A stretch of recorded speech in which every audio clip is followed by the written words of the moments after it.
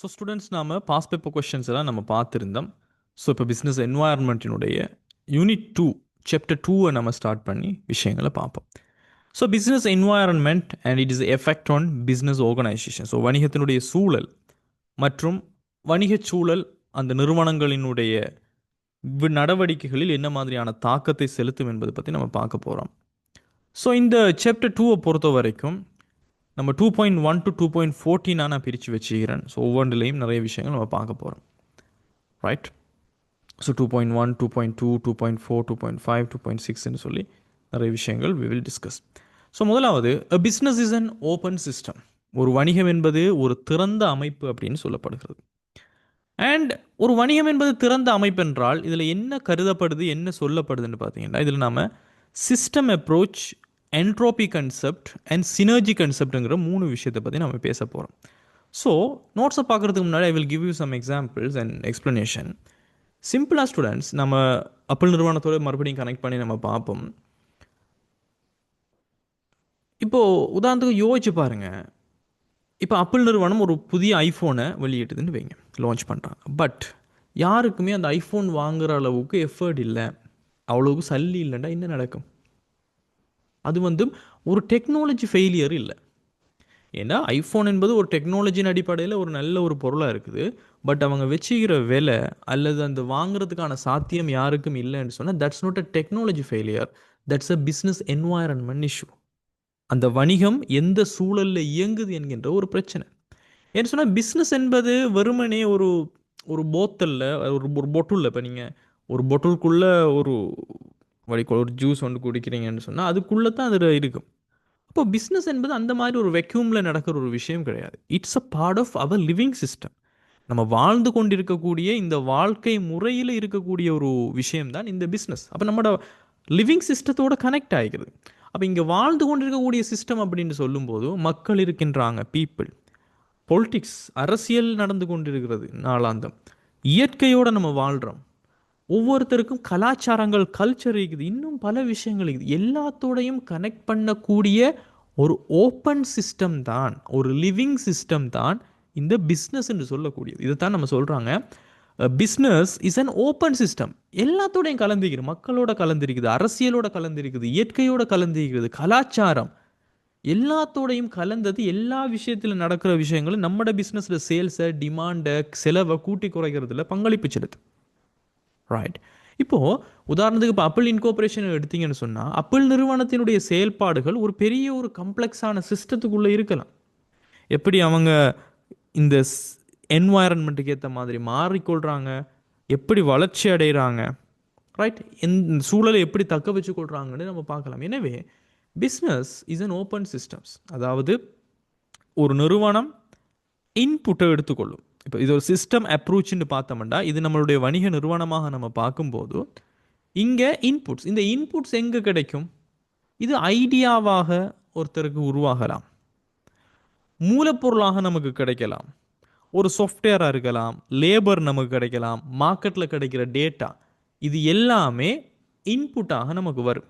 ஒரு பிஸ்னஸில் ஒரு சிஸ்டம்ல இந்த இன்புட்டை நாம் இந்த பிஸ்னஸினுடைய ஒரு ப்ராசஸ் ஆக்குவோம். அதாவது ரிசர்ச் அண்ட் டெவலப்மெண்ட் பண்ணி, இப்போ அந்த அப்பிள் நிறுவனம்னா ரிசர்ச் அண்ட் டெவலப்மெண்ட் பண்ணுவாங்க, டிசைன் எப்படி பண்ணலாம், அதை எப்படி ப்ரொடக்ஷன் பண்ணலாம்னு சொல்லி நிறுவனத்திற்கு வெளியாலேருந்து கிடைச்ச அந்த idea, raw material, software system, labour, market டேட்டான்னு வெளியால் என்னென்ன இன்புட்ஸ் கிடைச்சிச்சோ அதெல்லாம் இந்த ஆர்என்டி, டிசைன், ப்ரொடக்ஷன் பண்ணி அவுட்புட்டாக மாற்றுறாங்க. அவுட்புட்டுன்னு சொல்லும்போது அது ஒரு ஐஃபோனா, ஒரு மெக்புக்கா, அப்பிள் மியூசிக்கா, அப்பிள் டிவியா, ஒரு ஒரு உற்பத்தி பொருளாக வருகிறது. எனவே தான் it's an open system because it constantly interacts with external environment. ஏன் எக்ஸ்டர்னல் என்வாயர்மெண்ட் என்றால் மூலப்பொருள் நமக்கு கிடைக்கிறதும் வெளியால் இருக்கக்கூடிய சூழல்ல இருந்து தான், நிறுவனத்திற்கு உள்ள ப்ராசஸ் பண்ணி அதை கொண்டு போய் விற்பனை செய்ய போகின்ற ஒரு ப்ராடக்டாக ஐஃபோன், மேக்புக், அப்பிள் மியூசிக்லாம் நம்ம கொடுக்க போகிறதும் வெளியால் இருக்கக்கூடிய மார்க்கெட்டுக்கு தான். எனவே தான் இங்கே நாம் வணிகத்தினை ஒரு ஓப்பன் சிஸ்டம் அப்படின்னு சொல்கிறோம். Is it make sense? ஒரு சிஸ்டமேட்டிக்காக நம்ம அப்ரோச் பண்ணும்போது இட்ஸ் அன் ஓப்பன் சிஸ்டம்னு சொல்கிறதுக்கான காரணம் இதுதான். இது புரிஞ்சுதான் உங்களுக்கு? Shall I get a no quickly please from all the people?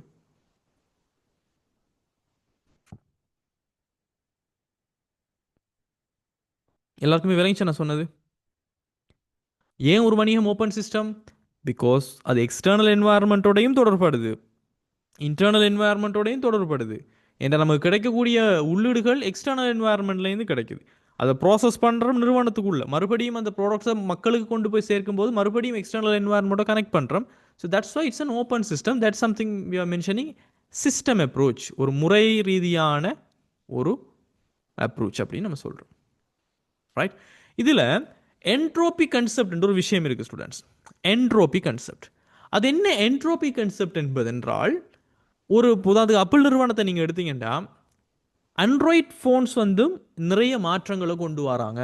ஆண்ட்ராய்டில் வந்து நிறைய ஃபீச்சர்ஸ் கொண்டு வந்தாங்கண்டா, அதில் நடக்கக்கூடிய அந்த ஆண்ட்ராய்ட் ஃபோனில் நடக்கக்கூடிய சேஞ்சஸுக்கு ஏற்ற மாதிரி அவங்க கொண்டு வர புதிய விஷயங்கள், அந்த ஸ்பீடுக்கு ஆப்பிள் நிறுவனம் அதை இக்னோர் பண்ணி அவங்களோட ப்ராடக்ட்ஸில் காம்படிஷன் கொடுக்காட்டி, அல்லது இப்போ சுற்றுச்சூழலில் கவனம் செலுத்த சொல்லி நிறைய அழுத்தங்கள் வரும்போது இதெல்லாம் கவனத்தில் எடுக்காமலுக்கு போனாங்கண்டா, அல்லது இப்போ ஆர்டிஃபிஷியல் இன்டெலிஜென்ஸ் வந்து பெரிய அளவில் ரிவல்யூஷன் ஆகிட்டு வர அந்த காலத்தில் ஆப்பிள் நிறுவனம் அந்த ஏஐங்கிற ஒரு விஷயத்தை கொண்டு வராமல் விட்டாங்கன்னு சொன்னால் அடுத்த நோக்கியா நிறுவனமாக மாறுறதுக்கான வாய்ப்பு இருக்குது. அப்படின்னு சொன்னால் it would collapse no matter how famous it is.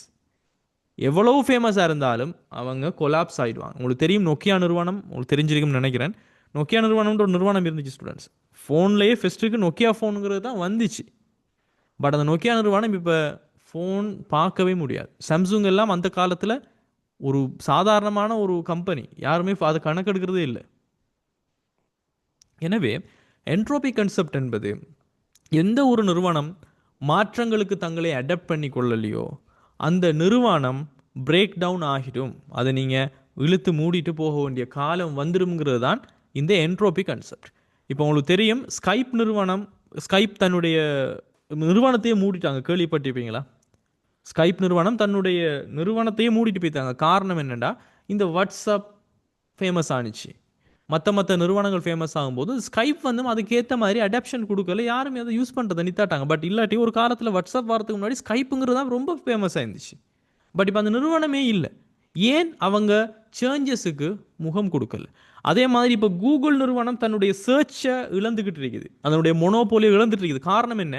ChatGPT எல்லாம் வந்ததுக்கு பிறகு மக்கள் வந்து டிரெக்டாக கூகுளில் சர்ச் பண்ணுறதுக்கு பதிலாக எல்லாத்தையும் ChatGPT கொடுக்குறாங்க. ஏன்டா அது கஸ்டமைஸ்டாக இருக்குது, அவங்களோட பிரச்சனைக்குரியதாக இருக்குது. எனவே கூகுள் தன்னுடைய சர்ச் அந்த மொனோபோலியை இழந்துக்கிட்டு வருது. இப்போ இன்னொரு 10 வருஷத்தில் கூகுளில் யாருமே இப்போ தேட மாட்டாங்களோ தெரியாது. ஏன்? ஏஐயை வந்து அவங்க அடாப்ட் பண்ணுறதுக்கு முன்னாடி வேறு கம்பெனிஸ், என்ட்ரோபி, அதே மாதிரி இப்போ ஓப்பன் ஏஐ, இந்த மாதிரியான கம்பெனிஸ் வந்து அடாப்ட் பண்ணி கொண்டாங்க. அப்போ என்ட்ரோபி கன்செப்ட் என்பது நீங்கள் சூழலில் வரக்கூடிய மாற்றங்களை அடாப்ட் பண்ணி கொள்ளக்கூடிய ஒரு வணிகமாக அதுக்கேற்ற மாதிரி மாறாமல் இருந்தால், நீங்கள் எவ்வளோ பெரிய ஃபேமஸாக இருந்தாலும் மக்கள் உங்களை புறக்கணிப்பார்கள், உங்களோட வணிகத்தை நீங்கள் மூட வேண்டிய சூழல் வரும். அது என்ட்ரோபி கன்செப்ட்னு சொல்கிறோம். ஏன்? பிகாஸ் பிஸ்னஸ் ஒரு ஓப்பன் சிஸ்டம். எக்ஸ்டர்னல் என்வாயர்மெண்ட்டோட நீங்கள் கனெக்ட் ஆகிக்கிறீங்க, இன்டர்னல் என்வாயர்மெண்ட்டோட கனெக்ட் ஆகிக்கிறீங்க. எக்ஸ்டர்னல் என்வாயர்மெண்ட் நடக்கிற விஷயத்தையும் உங்களோட இன்டர்னலையும் கரெக்ட் பண்ணாடி உங்களால் பிஸ்னஸ் ரன் பண்ண முடியாது. And then another concept is synergy concept. நான் ஏற்கனவே இந்த சினர்ஜியை பற்றி சொல்லிக்கிறேன். சினர்ஜி என்றால் நாம் ஒரு பிஸ்னஸில் குரூப் ஆஃப் பீப்புள் இருப்போம், மக்கள் குழு என்பது இருக்கும். மக்கள் குழு என்றால் ஒவ்வொருத்தருக்கும் ஒவ்வொரு டேலண்ட் இருக்கும். மார்க்கெட்டிங் டிபார்ட்மெண்ட்டில் மார்க்கெட்டிங் சம்மந்தப்பட்ட டேலண்டட் பீப்புள் இருப்பாங்க. ரிசர்ச் அண்ட் டெவலப்மெண்ட்டில் சயின்டிஸ்ட், ப்ராடக்ட் டிசைன்னு சொல்லி R&Dயில் ஸ்பெஷலைஸ்டானவங்க இருப்பாங்க.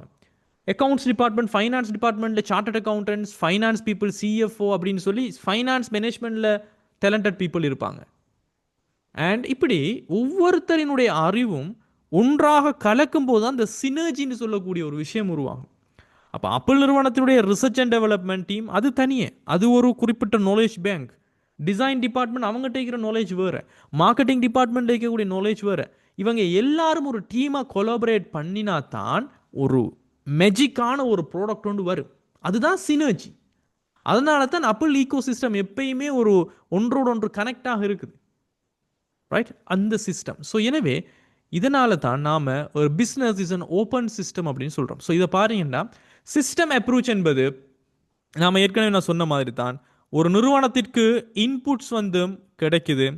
அந்த இன்புட்ஸ் அந்த நிறுவனத்துக்குள்ள இன்டர்கனெக்டட் சப்சிஸ்டம் இருக்குது. இப்போ மார்க்கெட்டிங் டிபார்ட்மெண்ட், ஃபைனான்ஸ் டிபார்ட்மெண்ட்னு சொல்லி ஒன்றோடொன்று தொடர்பு படையக்கூடிய அந்த சிஸ்டத்துக்குள்ளே போய் ப்ராசஸ் பண்ணப்பட்டு மறுபடியும் அவுட்புட் ஆகி அது மறுபடியும் மக்களை நோக்கித்தான் போகிறது. எனவே business considered an open system comprising interconnected subsystems. Interconnected subsystem da marketing department, finance department, R&D department, operation department ஒன்றோடொன்று கனெக்ட் பண்ணக்கூடிய ஒரு துணை முறைமைகளை கொண்ட ஒரு விஷயமா தான் நம்ம வணிகத்தை பார்க்குறோம்.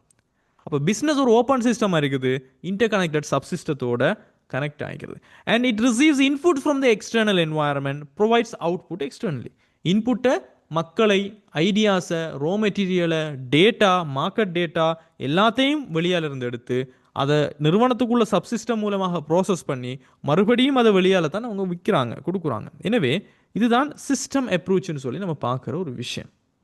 And as I mentioned earlier about entropy concept also, இதான் entropy concept ஸ்டூடெண்ட். சிம்பிளாக நான் சொன்ன மாதிரி எந்த ஒரு நிறுவனம் தன்னுடைய வெளிப்புற சூழலில் இருக்கக்கூடிய மாற்றங்களை கவனிக்காமல் விடுதோ அந்த நிறுவனம் collapse. Ignores environment collapses. That's entropy concept.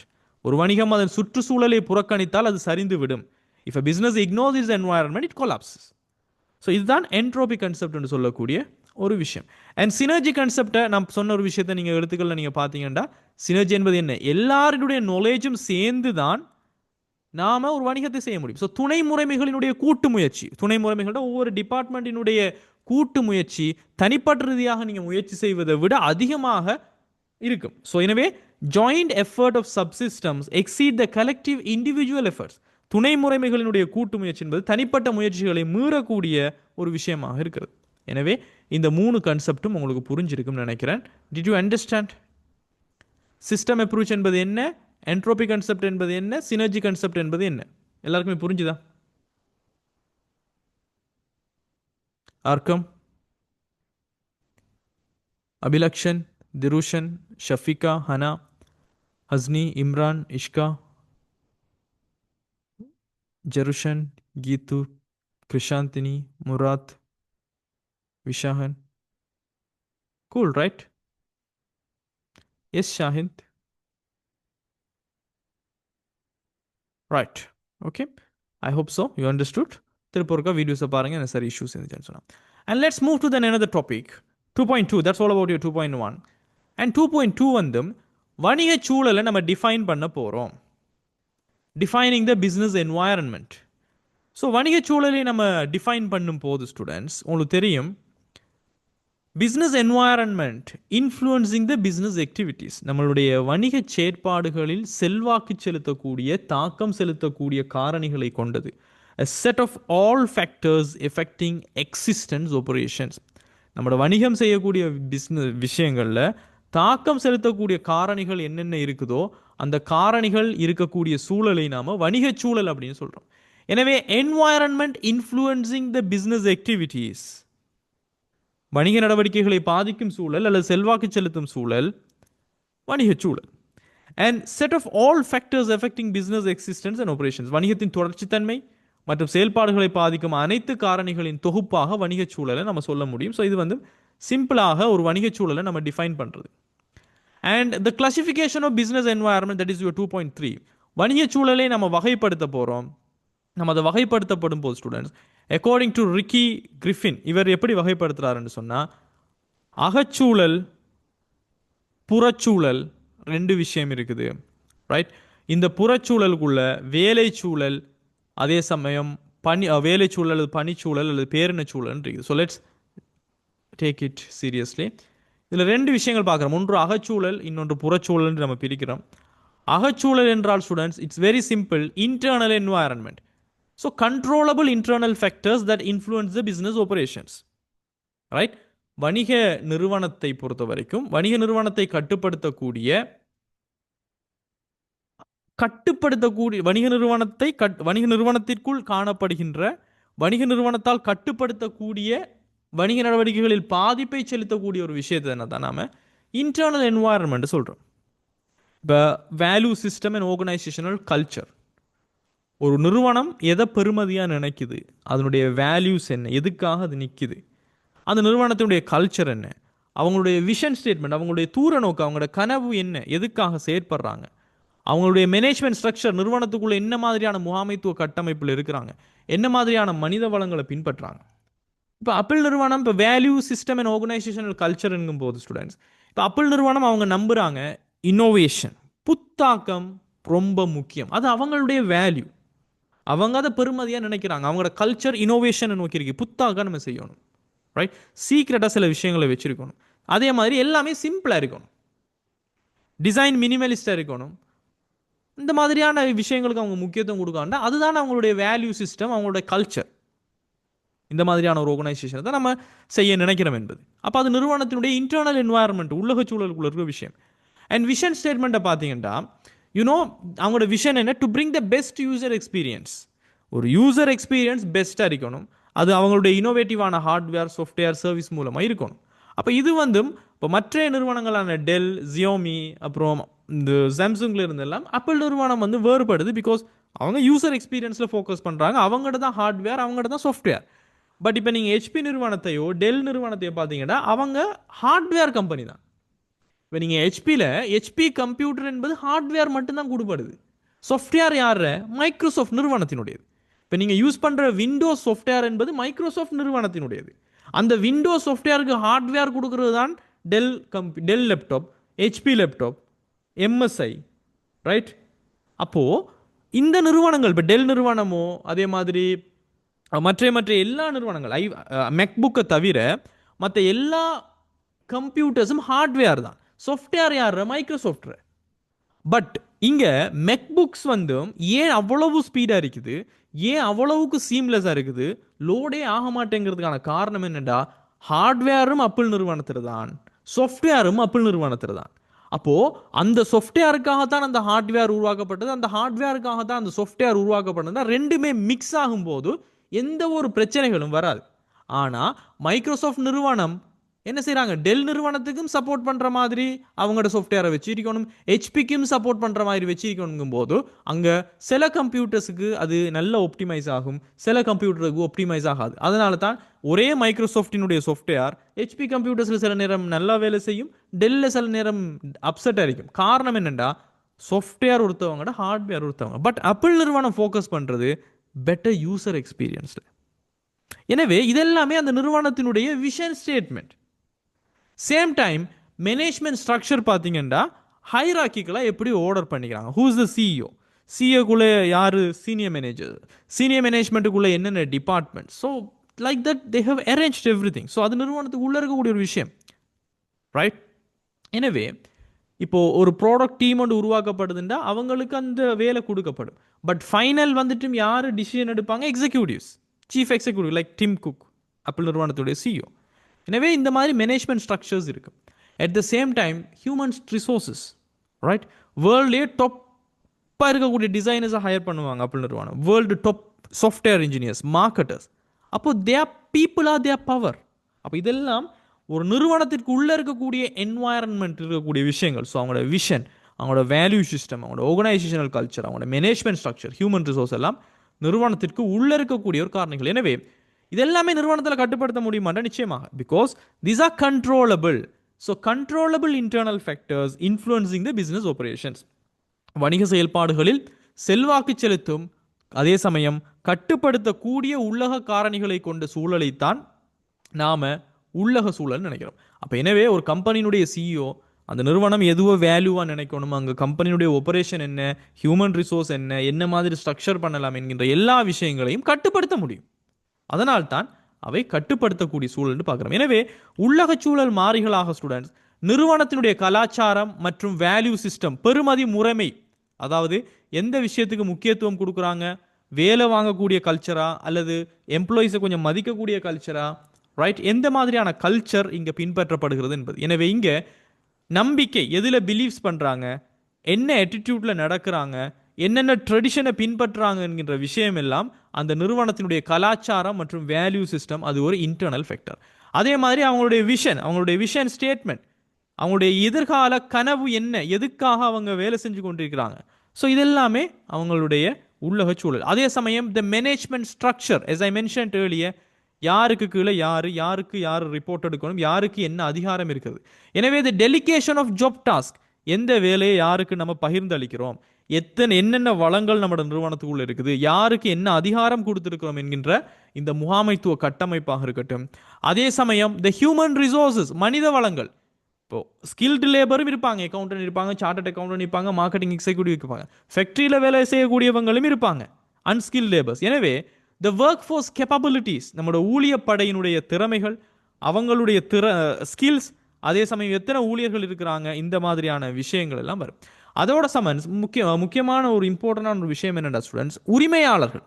இப்போ நீங்கள் பொதுவாக நீங்கள் ஏ லெவல்லாம் படிச்சீங்கன்னா உரிமையாளர்கள் என்பவங்க நிறுவனத்திற்கு உள்ளே இருக்கக்கூடிய சூழல்னு படிப்பீங்க. பட் உண்மை என்னென்னா ஓனர்ஸ் குட் பி இன்டர்னல் ஒரு எக்ஸ்டர்னல்.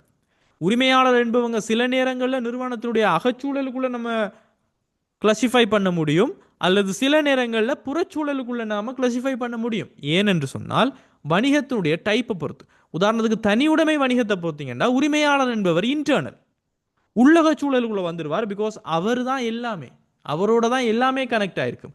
ஆனால் அதுவே பெரிய கம்பெனியை நீங்கள் பார்த்தீங்கன்னா, கோஆபரேஷனை நீங்கள் பார்த்தீங்கன்னு சொன்னால் உரிமையாளர் வேற, நிறுவனம் வேற. உரிமையாளருக்கு தெரியாது பிஸ்னஸுக்குள்ள என்ன நடக்குது என்பது. எனவே கம்பெனி போன்ற நிறுவனங்களில் உரிமையாளர் என்பவர் புறச்சூழலுக்குள்ள நம்ம சொல்ல முடியும்.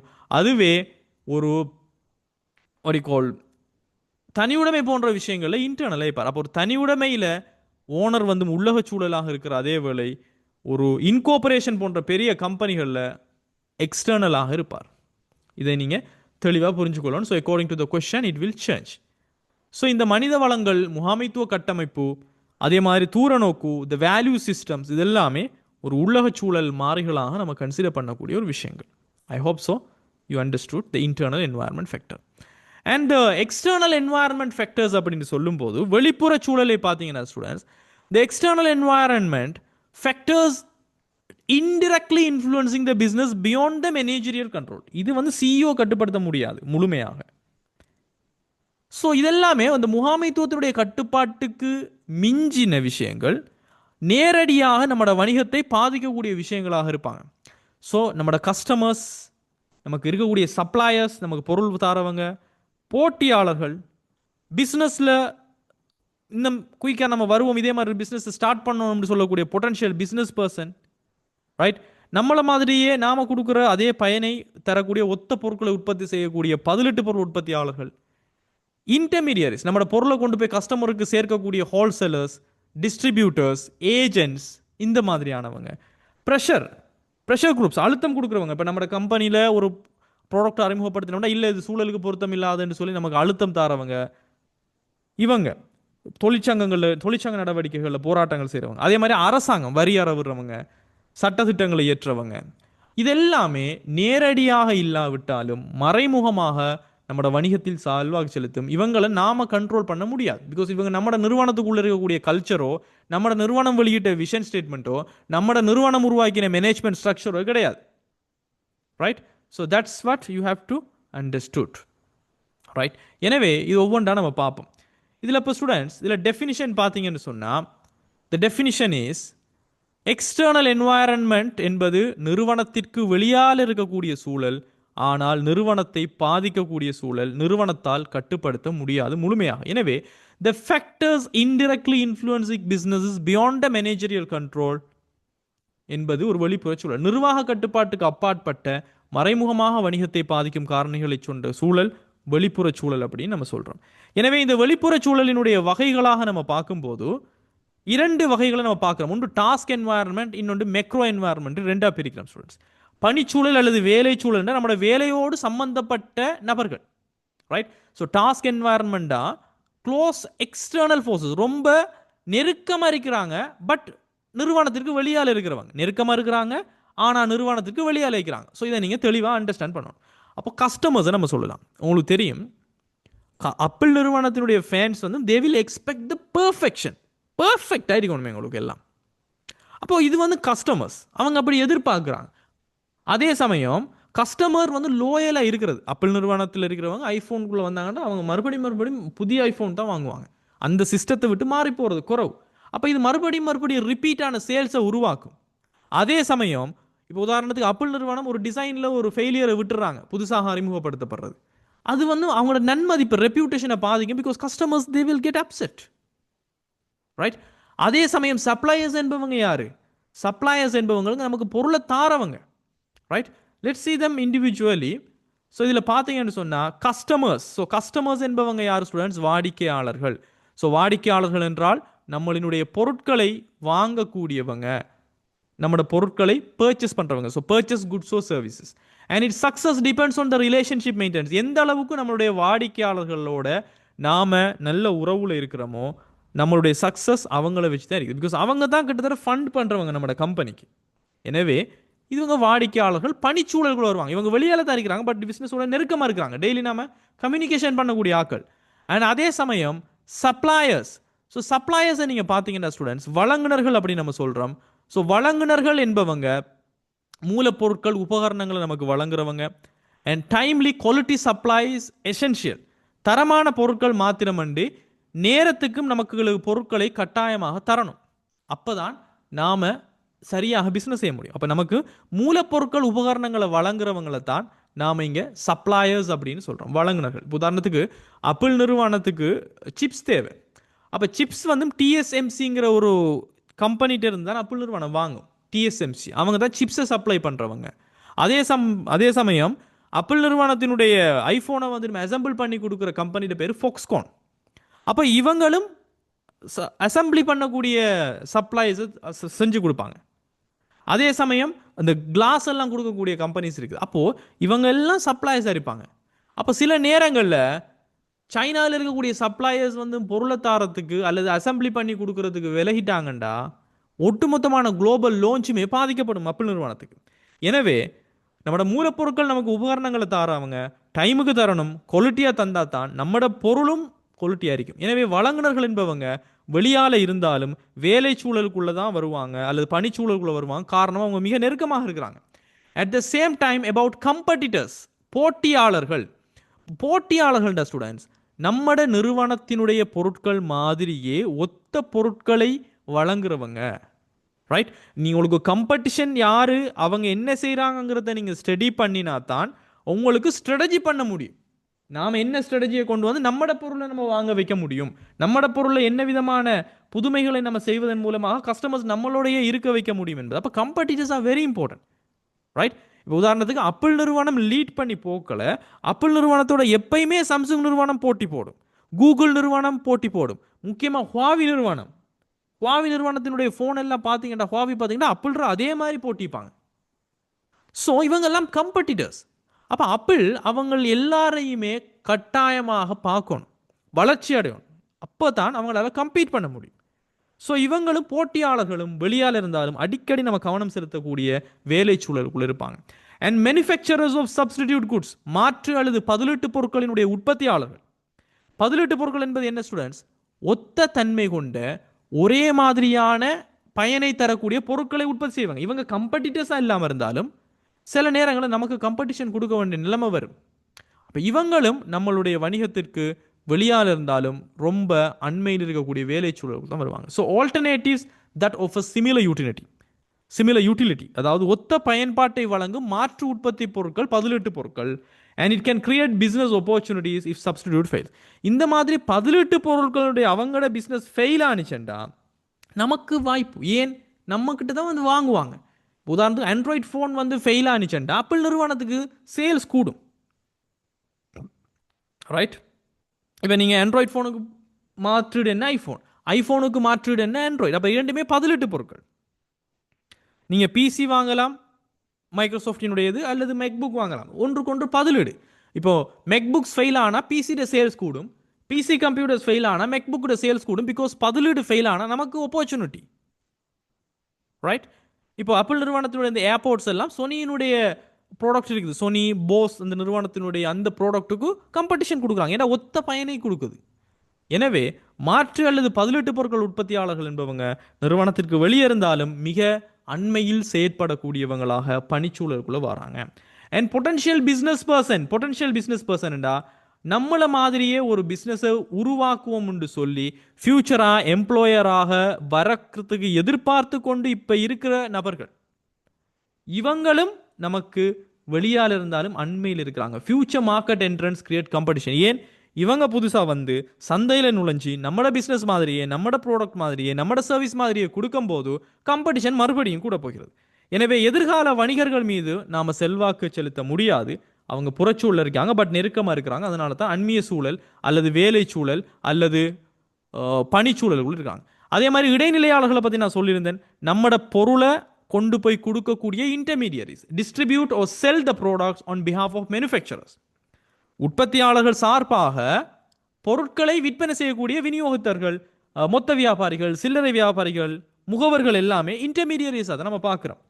At the same time pressure groups, அழுத்த குழுக்களை நீங்கள் பார்க்கும்போது இவங்க போராட்டம் பிடிக்கிறவங்க, நம்மளோட பிஸ்னஸுக்கு எதிராக கொடி பிடிக்கிறவங்க, இவங்க எல்லாருமே நம்ம ப்ரெஷர் குரூப்ஸ். இப்போ ஸோ இவங்க சில நேரங்களில் நமக்கு சாதகமாகவும் செயல்படலாம், நம்ம பாதிக்கிற மாதிரி நெகட்டிவாகவும் இந்த சூழல் நமக்கு செயல்பட முடியும். எனவே இவங்க எல்லாருமே வேலை சூழலில் வருவாங்க. அதே மாதிரி அரசாங்க ஒழுங்குபடுத்தக்கூடிய நிறுவனங்கள், நம்ம அடிக்கடி சென்ட்ரல் பேங்க்குக்கு போக வேண்டி வரும், அடிக்கடி நம்ம ஐஆர்டி இன்லண்ட் ரெவென்யூ டிபார்ட்மெண்ட்டோட செய்ய வேண்டி வரும். பிகாஸ் இவங்க நம்மளுடைய வணிக நடவடிக்கைகளில் செல்வாக்கு செலுத்துவாங்க. ரைட்? ஸோ இது எல்லாமே வெளிச்சூழல் தான், புறச்சூழல் தான். ஆனால் அந்நிய சூழல் என்று சொல்லக்கூடிய கேட்டகரிக்குள்ளே வரும், அல்லது பணிச்சூழல், வேலைச்சூழல் என்று அழைக்கப்படும். காரணம் என்னென்னு சொன்னால் இவங்க எல்லாரும் மிக நெருக்கமாக நம்ம உடைப்பாங்க. இதையும் தாண்டி வெளியால் இருக்கக்கூடிய சூழலை தான் நம்ம பேரின சூழல் என்று படிப்போம். இது ஒவ்வொன்றா நம்ம படிப்போம். ஸோ பேரின சூழல் என்பது அரசியல், பொருளாதாரம், சமூக கலாச்சாரம், தொழில்நுட்பம், இயற்கை, பூகோளம் அண்ட் மக்கள் சூழல், இந்த மாதிரியான சூழல் எல்லாமே பேரின சூழல், பெஸ்ட் அப்படின்னு சொல்லுவோம். பெஸ்ட்னு சொன்னால் political, economic, social, technological. So இந்த பேரின சூழல், வெளிப்புற சூழல், அதே சமயம் ரொம்ப தூரமாக இருக்கிறவங்க நம்மளால் கட்டுப்படுத்தவே முடியாத ஒரு சூழலாக இருக்க போகிறது. எனவே இதெல்லாம் ஸ்டூடெண்ட்ஸ் உங்களுக்கு தெளிவாக புரிஞ்சிருக்கணும். உலக சூழல் என்பது என்ன, அதுக்குள்ளே என்ன இருக்குது. வெளியுலக சூழலில் 2 பிரிவு இருக்குது. அதில் டாஸ்க் என்வாயர்மெண்ட்டுக்குள்ளே யார் வருவாங்க, மெக்ரோ என்வாயர்மெண்ட்டுக்குள்ளே யார் வருவாங்க என்கின்ற விஷயம் உங்களுக்கு தெளிவாக புரிஞ்சிருக்கணும். Right? So that's all about your 2.3. Any questions? யாருக்கு சரி கொஸ்டின்ஸ் இருக்குதா?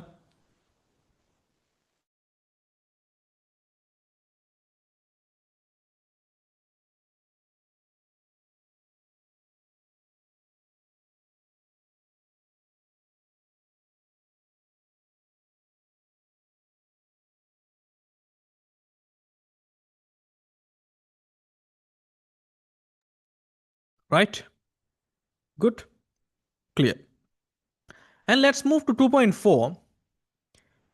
இப்போ இங்கே நாம students micro environment and macro environment நம்மளோட சூழலை நம்ம பிரிக்க போகிறோம். இப்போ அகச்சூழல், புறச்சூழல் நம்ம பிரிச்சதை மைக்ரோ அண்ட் மெக்ரோன்னு பிரித்து பார்க்க போகிறோம். இதில் சிற்றினச்சூழல் மைக்ரோ என்று சொல்லப்படுவது very simple, focus closely connected to a business. உங்களோட வணிகத்தோட ரொம்ப க்ளோஸாக யார் இருக்கிறாங்களோ அவங்களோட நம்ம கனெக்ட் பண்ணுறது தான் இந்த மைக்ரோ என்வாயர்மெண்ட் நம்ம பிரித்து பார்க்குறது. ஸோ மைக்ரோ என்வாயர்மெண்ட்டுக்குள்ளே யார் வருவாங்கண்டா, நம்மளோட வழங்குனர்கள், இடைநிலையாளர்கள், போட்டியாளர்கள், வாடிக்கையாளர்கள், கம்படிட்டர்ஸ், ரிலேட்டட் பார்ட்டிஸ், ட்ரேட் யூனியன் வரும். அப்போது இந்த மைக்ரோ என்வாயர்மெண்ட் என்பது நம்ம ஏற்கனவே படித்த அகச்சூழல், புறச்சூழல், வேலைச்சூழல் அதோட கனெக்ட் ஆகிக்கும். எப்படி கனெக்ட் ஆகிக்கும்டா, சிற்றினச்சூழல் அப்படின்னு சொல்லப்படுவது இன்டர்னல் என்வாயர்மெண்ட்டையும் டாஸ்க் என்வாயர்மெண்ட்டையும் கூட்டின ஒரு விஷயம். அப்படின்னா அகச்சூழலுக்குள்ள நம்ம படிச்சுக்கிறோம் என்ன, நிறுவனத்து தனி உடைமையா வணிகம்ன்றா நிறுவனத்தினுடைய உரிமையாளர் ஒரு அகச்சூழல். அதே சமயம் அந்த நிறுவனத்தினுடைய கலாச்சாரம், நிறுவனத்தினுடைய பெறுமதிகள், நிறுவனத்தினுடைய முகாமைத்துவ கட்டமைப்பு, ரைட், இந்த மாதிரியான விஷயங்கள் எல்லாம் அகச்சூழல் வரும். இதோட சேர்த்து டாஸ்க் என்வாயர்மெண்ட், நம்மளினுடைய போட்டியாளர்கள், வழங்குனர்கள், வாடிக்கையாளர்கள், ரைட், அதே மாதிரி அரசாங்க நிறுவனங்கள், இப்போ நம்ம பார்த்த விஷயங்கள், பதிலீட்டு பொருட்களினுடைய உற்பத்தியாளர்கள், இவங்களையும் சேர்த்தமெண்டா தான் மைக்ரோ என்வாயர்மெண்ட்டுங்கிற சிற்றின சூழல் வரும். அப்போ எனவே forces closely connected to business, வணிகத்துடன் நெருக்கமாக இணைக்கப்பட்ட படைகளாக காணப்படுபவை. எனவே அகச்சூழலும் வேலைச்சூழல், புறச்சூழலுக்குள்ள இருக்கக்கூடிய வேலைச்சூழலை மாத்திரமும் சேர்த்தால் பேரின சூழல் இல்லாமலுக்கு அது மைக்ரோ என்வாயர்மெண்ட். எனவே சிற்றின சூழல் என்பது உள்ளக சூழலையும், ரைட், உள்ளக சூழலையும் பணிச்சூழலையும் கூட்ட வரக்கூடிய ஒரு விஷயம். So internal environment plus task என்வாயர்மெண்ட்டை நாம சிற்றின சூழல்னு சொல்றோம். எனவே சிற்றின சூழலுக்குள்ள யார் வருவாங்கண்டா, இந்த அகச்சூழல், அகச்சூழல், வேலைச்சூழலுக்குள்ள வரக்கூடியவங்க. எனவே business organisation, suppliers, customers, related parties, intermediaries, trade unions, இவங்க எல்லாமே இதுக்குள்ள வருவாங்க. எனவே பிசினஸ் ஆர்கனைசேஷன் பார்த்தீங்கன்னா, பிசினஸ் ஆர்கனைசேஷனுக்குள்ள கூடிய உரிமையாளர், முகாமையாளர், ஊழியர்கள் எல்லாம் அகச்சூழல். எனவே அவங்க சிற்றின சூழலுக்குள்ள கட்டாயமாக வருவாங்க. வழங்குனர்களை சொல்ல முடியும், இன்டர்மீடியரிஸை சொல்ல முடியும், கஸ்டமர்ஸ் சொல்ல முடியும், கம்படிட்டர்ஸ் சொல்ல முடியும், ரிலேட்டட் பார்ட்டிஸ், அதாவது தொடர்புடைய கட்சிகள், நம்மளோட தொடர்பில் இருக்கக்கூடிய ரிலேட்டட் பார்ட்டிஸ், நம்ம பொருட்களை வாங்குறவங்க, விற்கிறவங்க, தொழிற்சங்கங்கள், இவங்க எல்லாமே இந்த மைக்ரோ என்வாயர்மெண்ட்டுக்குள்ள தான் வருவாங்க. அப்போ உங்களுக்கு சிற்றின சூழல் என்பது என்னன்னு தெரிஞ்சிருக்கணும். சிம்பிளா சொல்ல போனா சிற்றின சூழல் என்பது நம்மளினுடைய அகச்சூழலையும் பிளஸ் பனிச்சூழலையும் கூட்ட வரக்கூடிய சூழலாக நம்ம கன்சிடர் பண்ண முடியும். ஓகே. அண்ட் மெக்ரோ என்வாயர்மெண்ட் சொல்லக்கூடிய பேரின சூழல் இது தனியான சூழல். நான் ஏற்கனவே சொன்ன மாதிரி அரசியல், பொருளாதாரம், சமூகம், கலாச்சாரம், இயற்கை, பூகோளம், மக்கள், இதெல்லாம் சேர்ந்தது தான் மெக்ரோ என்வாயர்மெண்ட். இதை தனியாக நம்ம பேரின சூழல் சொல்றோம். எனவே உங்களுக்கு தெரியணும், அகச்சூழல் புறச்சூழல் என்று பிரித்தால் புறச்சூழலுக்குள்ளதான் பேரின சூழலும் வருகின்றது, அதே சமயம் வேலை சூழலும் வருகிறது. ஆனால் அதுவே சிற்றினம் பேரினம் என்று பார்க்கும்போது சிற்றின சூழலுக்குள்ள அகச்சூழலும் பனிச்சூழலும் வந்துடும். தனியாக பேரின சூழல் நம்ம மெக்ரோ என்வாயர்மெண்ட் சொல்றோம். எனவே வைடர் எக்ஸ்டர்னல் ஃபேக்டர்ஸ் அன்கண்ட்ரோலபிள், கட்டுப்படுத்தவே முடியாத வெளிப்புற காரணிகள் தான் பேரின சூழலில் இருக்கும். இவை வைடர் எக்ஸ்டர்னல் ஃபேக்டர்ஸ், பொலிட்டிக்கல், அரசியலில் நடக்கக்கூடிய விஷயங்கள், சட்டங்கள் வார விஷயங்கள், சமூகத்தில் இடம்பெறக்கூடிய மாற்றங்கள், இதெல்லாம் பிஸ்னஸால கட்டுப்படுத்த முடியாது, பட் பிஸ்னஸை பாதிக்கும். அண்ட் பேரின சூழலினுடைய காரணிகளை நம்ம பார்க்கும்போது மெக்ரோ என்வாயர்மெண்ட்டை பொறுத்த வரைக்கும் பொலிட்டிக்கல் அண்ட் லீகல் என்வாயர்மெண்ட், அரசியல் மற்றும் சட்டச்சூழல். அது என்னது அரசியல் மற்றும் சட்டச்சூழல்ண்டா influences of political or legal factors on business. இப்போ வணிகத்தில் அரசியல் மற்றும் சட்ட காரணிகளுடைய தாக்கங்கள் என்ன, ரைட்?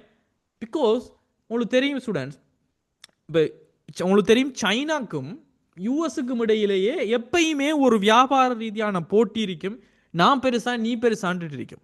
ஈவன் இப்போ டொனால்ட் ட்ரம்ப் என்ன செய்கிறாரு, யூஎஸ்ல இருக்கக்கூடிய என்விடியா கம்பெனி, அந்த கம்பெனி தான் ஜிபியூவை வழங்குறவங்க. ஜிபியூனா கிராஃபிக்கல் ப்ராசஸிங் யூனிட். அந்த ஜிபியூங்கிற ஒரு ஹார்ட்வேர் இருந்தால்தான் பெரிய பெரிய இந்த எல்எல்எம் சிஸ்டம்ஸ், அதாவது லார்ஜ் லாங்குவேஜ் மாடல்னு சொல்லக்கூடிய இந்த ChatGPT, இந்த க்ளோட், அதே மாதிரி இப்போ வந்திருக்கக்கூடிய டீப் சீக், சைனாவினுடைய இந்த மாதிரியான ஏஐ சிஸ்டத்தை எல்லாம் பெரிய அளவில் உருவாக்கணும்னா இந்த ஜிபியூங்கிற ஒரு விஷயம் தேவைப்படும். இது ஏக்கர் கணக்கில் வச்சிருக்கிறாங்க ChatGPT நிறுவனம் எல்லாம், கூகுள் நிறுவனம் எல்லாம். பட் அதை உருவாக்குற கம்பெனி யார் என்று சொன்னா என்விடியாங்கிற ஒரு கம்பெனி, ரைட்? அந்த என்விடியா கம்பெனி யூஎஸ்ல இருக்குது. இப்போ டொனால்ட் ட்ரம்ப் வந்து தடையை போட்டுட்டாரு, நீங்க இந்த ஜிபியூஸ் எல்லாம் சைனாக்கு விற்கக்கூடாது, எவ்வளவுக்கு குறைக்க முடியுமோ அவ்வளவு குறைச்சிக்கோங்க, நம்ம நாட்டில் தான் இருக்கணும். காரணம் என்ன, அப்போ நம்ம நாட்டில் இருந்தால் தான் நம்ம நாடு மட்டும்தான் பெரிய பெரிய இந்த மாதிரியான ப்ராடக்டை உருவாக்க முடியும். அந்த ப்ராடக்டை உலக மக்கள் எல்லாரும் செய்வாங்க. அப்போ கண்ட்ரோல் அவங்களோட கையில் இருக்கும், பிகாஸ் டேட்டா அவங்களோட கையில் இருக்கு.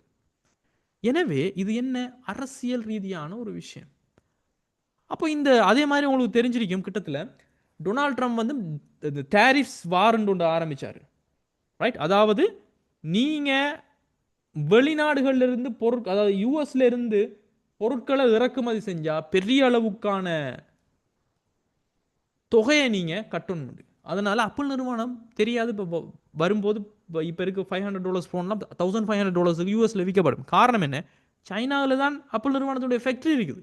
காரணம் சைனாவில் தான் லேபர் காஸ்ட் குறவு, லேபர் காஸ்ட் ஊழிய கிரயம் அங்கே குறவாக இருக்கிறதால அங்கே தான் அவங்களுக்கு குறைஞ்ச செலவில் பொருளை உற்பத்தி செய்ய முடியும். அதனால தான் ஆப்பிள் நிறுவனத்தினுடைய ஃபேக்டரிஸ் வந்து சைனாவிலையும் இந்தியாவிலையும் இருக்கிறதுக்கான காரணம். பட் இப்போ இந்த டொனால்ட் ட்ரம்ப் வந்து இந்த பிரச்சனையை போட்டதால சைனாவிலிருந்து அசம்பிள் பண்ணப்பட்டு மறுபடியும் பொருள் யூஎஸ்க்கு வரும்போது அது சைனா நாட்டினுடைய பொருளாகத்தான் பார்க்கப்படும். எனவே சைனா நாட்டினுடைய பொருளைத்தான் யூஎஸ் இறக்குமதி செய்கிறது என்றும் போது 150%, 200% வரி கட்ட வேண்டி வரும். எனவே யூஎஸ்க்குள்ளேயே ஃபோன் வந்துட்டும் $3000, $4000 அதிகரிச்சிடும். அது எந்த அளவுக்கு அதிகரிச்சிருக்கும்டா, யூஎஸ்ல இருக்கிற மக்கள் ஒரு ஃப்ளைட்டை பிடிச்சி பக்கத்தில் இருக்கிற இந்தியாவுக்கு வந்து ஒரு ஐஃபோனை வாங்கிட்டு மறுபடியும் ஃப்ளைட்டை பிடிச்சி யூஎஸ்க்கு போகிறது செலவு குறைவா இருக்கும். யூஎஸ்லேயே இருந்து கொண்டு ஐஃபோனை வாங்குறது எக்ஸ்பென்சிவாக இருக்கும். எனவே இந்த யூஎஸ்க்கும் சைனாவுக்கும் நடக்கிற இந்த பிரச்சனையில் பாதிக்கப்படுவது ஆப்பிளினுடைய சப்ளை செயின். ஏன் சப்ளை செயின் பாதிக்கப்படுதுண்டா, அவங்களோட ஃபோன்ஸ் எல்லாம் வருது அசம்பிள் ஆகி எங்க, சைனா, அதே மாதிரி இந்தியா போன்ற லேபர் காஸ்ட் குறைவான நாட்டில் இருந்து. அப்ப இவங்களோட பொலிட்டிக்கல் பிரச்சனை வணிகத்தை பாதிக்க போகுது, ரைட்? அப்ப இந்த விஷயங்கள் அதே சமயம் சில நேரங்களில் உங்களுக்கு தெரியுமோ தெரியாது, சைனாவிலாம் யூடியூப் கிடையாது, ஃபேஸ்புக் கிடையாது, எந்த ஒரு யூஎஸ் கம்பெனியினுடைய சாஃப்ட்வேர் ப்ராடக்டோ சோஷியல் மீடியாவோ அவங்கள்ட்ட கிடையாது. அப்போ இந்த மாதிரியான சட்டத்திட்டங்கள் வாரது பிஸ்னஸை பாதிக்கும். So influence of political or legal factors on a business. வணிகத்தில் அரசியல் சட்டக்காரணிகளுடைய தாக்கங்கள் என்ன? அது நம்ம நாட்டிலையும் இருக்கலாம், குளோபல்லையும் இருக்கலாம். எனவே இங்கே இட் இன்க்ளூட்ஸ் பொலிட்டிக்கல் ஸ்ட்ரக்சர், அரசியல் கட்டமைப்பு, எப்படி அரசியல் நம்ம நாட்டில் கட்டமைக்கப்பட்டுள்ளது, அண்ட் நம்மளுடைய நாட்டினுடைய அரசியலினுடைய ஸ்டெபிலிட்டி எந்த அளவுக்கு நிலைச்சிருக்குது, அரசாங்கத்தினுடைய தொழிற்பாடுகள் என்னென்ன சட்டத்திட்டம் கொண்டு வராங்க, உதாரணம் கம்பெனிஸ் ஆக்ட், கம்பெனி சட்டம், நுகர்வோர் அதிகார சபை சட்டம், இதில் என்ன திருத்தங்கள், இதெல்லாமே நம்மளோட வணிகத்தை பாதிக்கும். That's political and legal environment. இது பேரின சூழல். At the same time economic environment, பொருளாதார சூழலை பார்த்தீங்கன்னா இங்கே economic variables affecting the purchasing power and business. நம்மளோட வாடிக்கையாளர்கள் அல்லது கஸ்டமரினுடைய கொள்வனவு சக்தி, எவ்வளவு பொருட்களை வாங்க முடியும் என்கின்ற அவங்களோட கொள்வனவு சக்தியையும் அவங்க எவ்வளவுக்கு செலவழிக்க முடியும் என்கின்ற விஷயத்தை பாதிக்கக்கூடிய விஷயங்களை நம்ம எக்கனாமிக் வேரியபிள் சொல்லுவோம். ஏன் பொருள் விலை கூடி போயிட்டு, அரிசிக்கு விலை கூட, பானுக்கு விலை கூட, பருப்புக்கு விலை கூடண்டா சாப்பிட்டு தான் உயிர் வாழலாம். சாப்பிட்டதுக்கு பிறகு தான் நம்ம ஐஃபோன் வாங்குறத பற்றி யோசிக்கலாம். வயிற்றுல பசியோட நம்ம ஐஃபோன் வாங்குறத பற்றி யோசிப்போமா? மாட்டோம். அப்போ ஒரு நாட்டில் பணவீக்கம் கூட இருக்குதுன்னா அத்தியாவசியமான பொருட்கள் மீது தான் கவனம் செலுத்துவோமே தவிர ஆடம்பர பொருட்கள் மீது கவனம் செலுத்த மாட்டோம். ரைட்? எனவே பொருளாதார சூழல்களும் நம்ம நாட்டினுடைய மக்களினுடைய கொள்வனவு சக்தியை பாதிக்கக்கூடிய விஷயம் இருக்குது. ரைட்? இப்போ நாட்டில் பணவீக்கம் கூட்டிட்டு போனா ஐஃபோன் வாங்குறத நித்தாட்ட போகிறாங்க. ரைட்? ஸோ இந்த மாதிரியான விஷயங்கள். ஸோ வணிகத்தினுடைய லாபத்தன்மை மற்றும் கேள்வி, டிமாண்டை பணவீக்கம், வட்டி வீதம், வரி, பரிமாற்ற வீதங்கள் பாதிக்கின்றன. ரைட்? கட்டாயமாக பாதிக்கத்தான் செய்யும். ஏன்? பணவீக்கம் கூடினுச்சென்றா நம்மளால் நிறைய பொருட்களை வாங்க முடியாது, பிஸ்னஸுக்கு டிமாண்ட் குறையும், பிஸ்னஸுக்கு டிமாண்ட் குறைஞ்சா அவங்களுக்கு லாபம் குறையும். வட்டி வீதங்கள், உதாரணத்துக்கு நீங்கள் ஒரு பிஸ்னஸை ஸ்டார்ட் பண்ணுறதுக்கு ரெடி ஆகிக்கிறீங்க, ஆனால் அரசாங்கத்தில் ஆர்டர் போடுறாங்க மத்திய வங்கியால் வட்டி வீதத்தை கூட்டுவோம். வட்டி வீதத்தை கூட்டினா என்ன நடக்கும்? நீங்கள் பிஸ்னஸ் செய்ய போகிறீங்கண்டா, நீங்கள் கடன் எடுத்து தான் பிஸ்னஸ் செய்ய போகிறீங்கன்னா கடனுக்கு கூடிய அளவுக்கு வட்டியை செலுத்த வேண்டி வரும். எனவே பிஸ்னஸை நீங்கள் ஸ்டார்ட் பண்ணுறது சரி வராது. பிஸ்னஸை ஸ்டார்ட் பண்ணாடி டிமாண்டை ஜென்ரேட் பண்ண முடியாது, டிமாண்டை ஜென்ரேட் பண்ண முடியாது, உங்களால் லாபம் உழைக்க முடியாது. அது நீங்கள் ஒரு புதிய ஒரு ஃபேக்ட்ரி ஒன்று ஆரம்பிக்க நினைக்கிறீங்க, அதுக்கு கடன் மூலதனம் மூலமாக பேங்க்லேருந்து தான் கடன் எடுப்போம்னு பார்க்குறீங்க, பட் அவங்க கேட்குற வட்டியை உங்களால் கொடுக்க முடியாது. அப்போ நீங்கள் பிஸ்னஸை ஸ்டாப் பண்ண போகிறீங்க, லாபம் இல்லாமல் போகும். எனவே நம்மளோட வட்டி வீதங்கள், வரவிடக்கூடிய வரி, அதே மாதிரி வெளிநாட்டு நாணய மாற்று வீதம். இப்போ நீங்கள் வெளிநாட்டிலேருந்து கஸ்டமர்ஸ் உங்களுக்கு பேமெண்ட் பண்ணினா $500 நீங்கள் சம்பாதிச்சிருந்தீங்கன்னா இப்போ $500 $300 கன்வெர்ட் ஆனது, இப்போ $500 $200 தான் வருதுன்னு சொன்னால் உங்களோட வருமானம் இலங்கையில் குறைய போகிறது. எனவே இதெல்லாமே பொருளாதார காரணிகள் நம்மட வணிகத்தினுடைய லாபத்தன்மையை பாதிக்கக்கூடிய விஷயங்களாக இருக்கும். இது நம்மட கண்ட்ரோலில் இல்லை. ரைட்? ஸோ இது பொருளாதார சூழல், பேரின சூழல். அண்ட் சமூக கலாச்சாரத்தை பார்த்தீங்கன்னா social and cultural environment. So social and cultural பார்க்கும்போது இங்கே ஹியூமன் பிஹேவியர், ஒரு மனிதன் எதை நம்புகிறான், எந்த மதத்தை நம்புகிறான், எந்த எட்டிடியூட்ஸ் இருக்குது, எதை வேல்யூஸாக பார்க்குறான் என்பதன் அடிப்படையில் வணிகத்துக்கு வாய்ப்பு வரும். நல்லா பாருங்கள், கோவில் திருவிழா வந்தால் எப்படி கடை போடுவாங்க? ரைட்? அந்த தெருவே அந்த ஒரு 10 நாள் 14 நாள் நடக்கும்டா. ஸ்பெஷலி நீங்கள் மாத்தளையில் இருக்கிறீங்களோ தெரியும், மாத்தளை முத்துமாரியம்மன் கோவில் வந்தும் திருவிழா நடக்கும். அந்த 2 ரோடும் மூடுபட்டு அவ்வளவுக்கு கடைகள் இருக்கும், அவ்வளவுக்கு பிஸ்னஸ் இருக்கும். அப்போ அங்கே ஃபெஸ்டிவல் மட்டும் கிடையாது, அந்த ஃபெஸ்டிவல் அவங்க நம்புற அந்த மத விஷயம் பிஸ்னஸை உருவாக்குது. உதாரணம் ஹஜ் பெருநாள் வருது அண்ட் ரம்ஜான் வருது, புது உடுப்பு எடுக்கணுங்கிற ஒரு வேல்யூ இருக்குது, ஒரு நம்பிக்கை இருக்குது. அப்போ என்ன நடக்குது? ஆடை போட்டிக்கக்கூடிய அவங்க, உடுப்பு போட்டிக்கக்கூடிய உங்களுக்கு எல்லாருக்கும் அவ்வளோ பிஸ்னஸ், வருஷத்துக்கு அந்த 2 பிஸ்னஸே போதுமா உங்களுக்கு? அப்போ மக்களினுடைய நம்பிக்கை, மக்களினுடைய வேல்யூஸ், மக்களினுடைய எட்டிடியூட் பிஸ்னஸை தீர்மானிக்குது, பிஸ்னஸுக்கு வாய்ப்புகளை உருவாக்குது. ரைட்? எனவே human behaviour influencing the factors, the values, the attitude, the religions. இப்போ பேயை நம்புறவங்க, ரைட், இந்த ஜின் இருக்குதுன்னு நம்புறவங்க, பேய் இருக்குதுன்னு நம்புறவங்க, பிசாசு இருக்குதுன்னு நம்புறவங்க தான் யாருக்கு வாய்ப்பு உருவாக்குறாங்க? இந்த பேயை ஓட்டுறன்னு சொல்லிட்டு இருக்கிறவங்க. ரைட்? மற்ற அதை ஒரு பிஸ்னஸ் வாய்ப்பாக உருவாக்குறாங்க, அவங்களுக்கு போய் சல்லி கொடுக்குறாங்க லட்சக்கணக்கில். அப்போ அதை அவங்க நம்புறாங்க இதெல்லாம் இருக்குதுண்டு. It creates business opportunity. Right? So festival, personal beliefs, கட்டாயமாக சமூக மற்றும் கலாச்சார சூழல், இது வணிகத்துக்கு வாய்ப்பு அச்சுறுத்தலை உருவாக்கும். எனவே டெக்னாலஜிக்கல் என்வாயர்மெண்ட்டை பார்த்தீங்கன்னா innovations and technological advancements influencing the business, right? புத்தாக்கம் மற்றும் தொழில்நுட்ப முன்னேற்றங்கள் வணிகங்களை செல்வாக்கு செலுத்துகின்றன. இது என்னென்னு பார்த்தீங்கன்னா ஸ்டூடெண்ட்ஸ், இப்போ உதாரணத்துக்கு உங்களுக்கு தெரியும், இப்போ ஆப்பிள் நிறுவனம் வந்து கன்ஸ்டண்ட்டாக தொடர்ச்சியாக ஒரு ப்ரெஷர் போடுறாங்க, நாங்கள் இனோவேஷன் பண்ணிகிட்டே இருந்தால் தான் பிஸ்னஸில் நிலைச்சு நிற்கணும். அதனால தான் ஐஃபோனில் ஃபேஸ் ஐடிங்கிறது வந்துச்சு, இன்டெல் சிப் M1 சிப்பாக வந்துச்சு, கிட்டத்தட்ட விஷன் ப்ரோங்கிறது ஒன்று வந்துச்சு. ஏன்? டெக்னாலஜி வளர வளர அவங்க அதுக்கேற்ற மாதிரி வளரணும். இல்லாட்டி மற்ற கம்பெனிஸ் அதை எடுக்கும்போது கஸ்டமர்ஸ் ஈஸியாக மாற போகிறாங்க. எனவே it will create new opportunities. அதே சமயம் இட் காசஸ் ரெபிட் ப்ராடக்ட் ஒப்சல்யூஷன்ஸ். இப்போ பாருங்கள், இப்போ தான் ஐஃபோன் X வந்த மாதிரி இருக்குது, பட் ஒவ்வொரு 6 மாதத்துக்கு ஒருக்கா ரிலீஸ் பண்ணி இப்போ ஐஃபோன் 14 Pro Max 16 Pro Maxல இருக்குது. அப்போ குயிக்காக பொருள் எல்லாம் வழக்கற்று போயிடும். இப்போ ஐஃபோன் Xக்கு அப்டேட்டே கொடுக்க மாட்டாங்க, ஐஃபோன் 14 13 Pro Maxக்கு மட்டும் அப்டேட் கொடுப்படுதுன்னா மற்ற பொருள் எல்லாம் வழக்கற்று போகுது, யாரும் வாங்க மாட்டாங்க, அவுடேட் ஆகிடும். அப்போ எந்த அளவுக்கு குயிக்காக ப்ராடக்ட்ஸ் வருதோ பழைய ப்ராடக்ட்ஸ் எல்லாம் அவுடேட்டடாக மாறுது. இப்போ யார் Pentium 3 Pentium 4 கம்ப்யூட்டர்ஸ்லாம் யூஸ் பண்ணுறாங்க? பழைய பட்டன் இல்லாத ஃபோன் யார் யூஸ் பண்ணுறாங்க?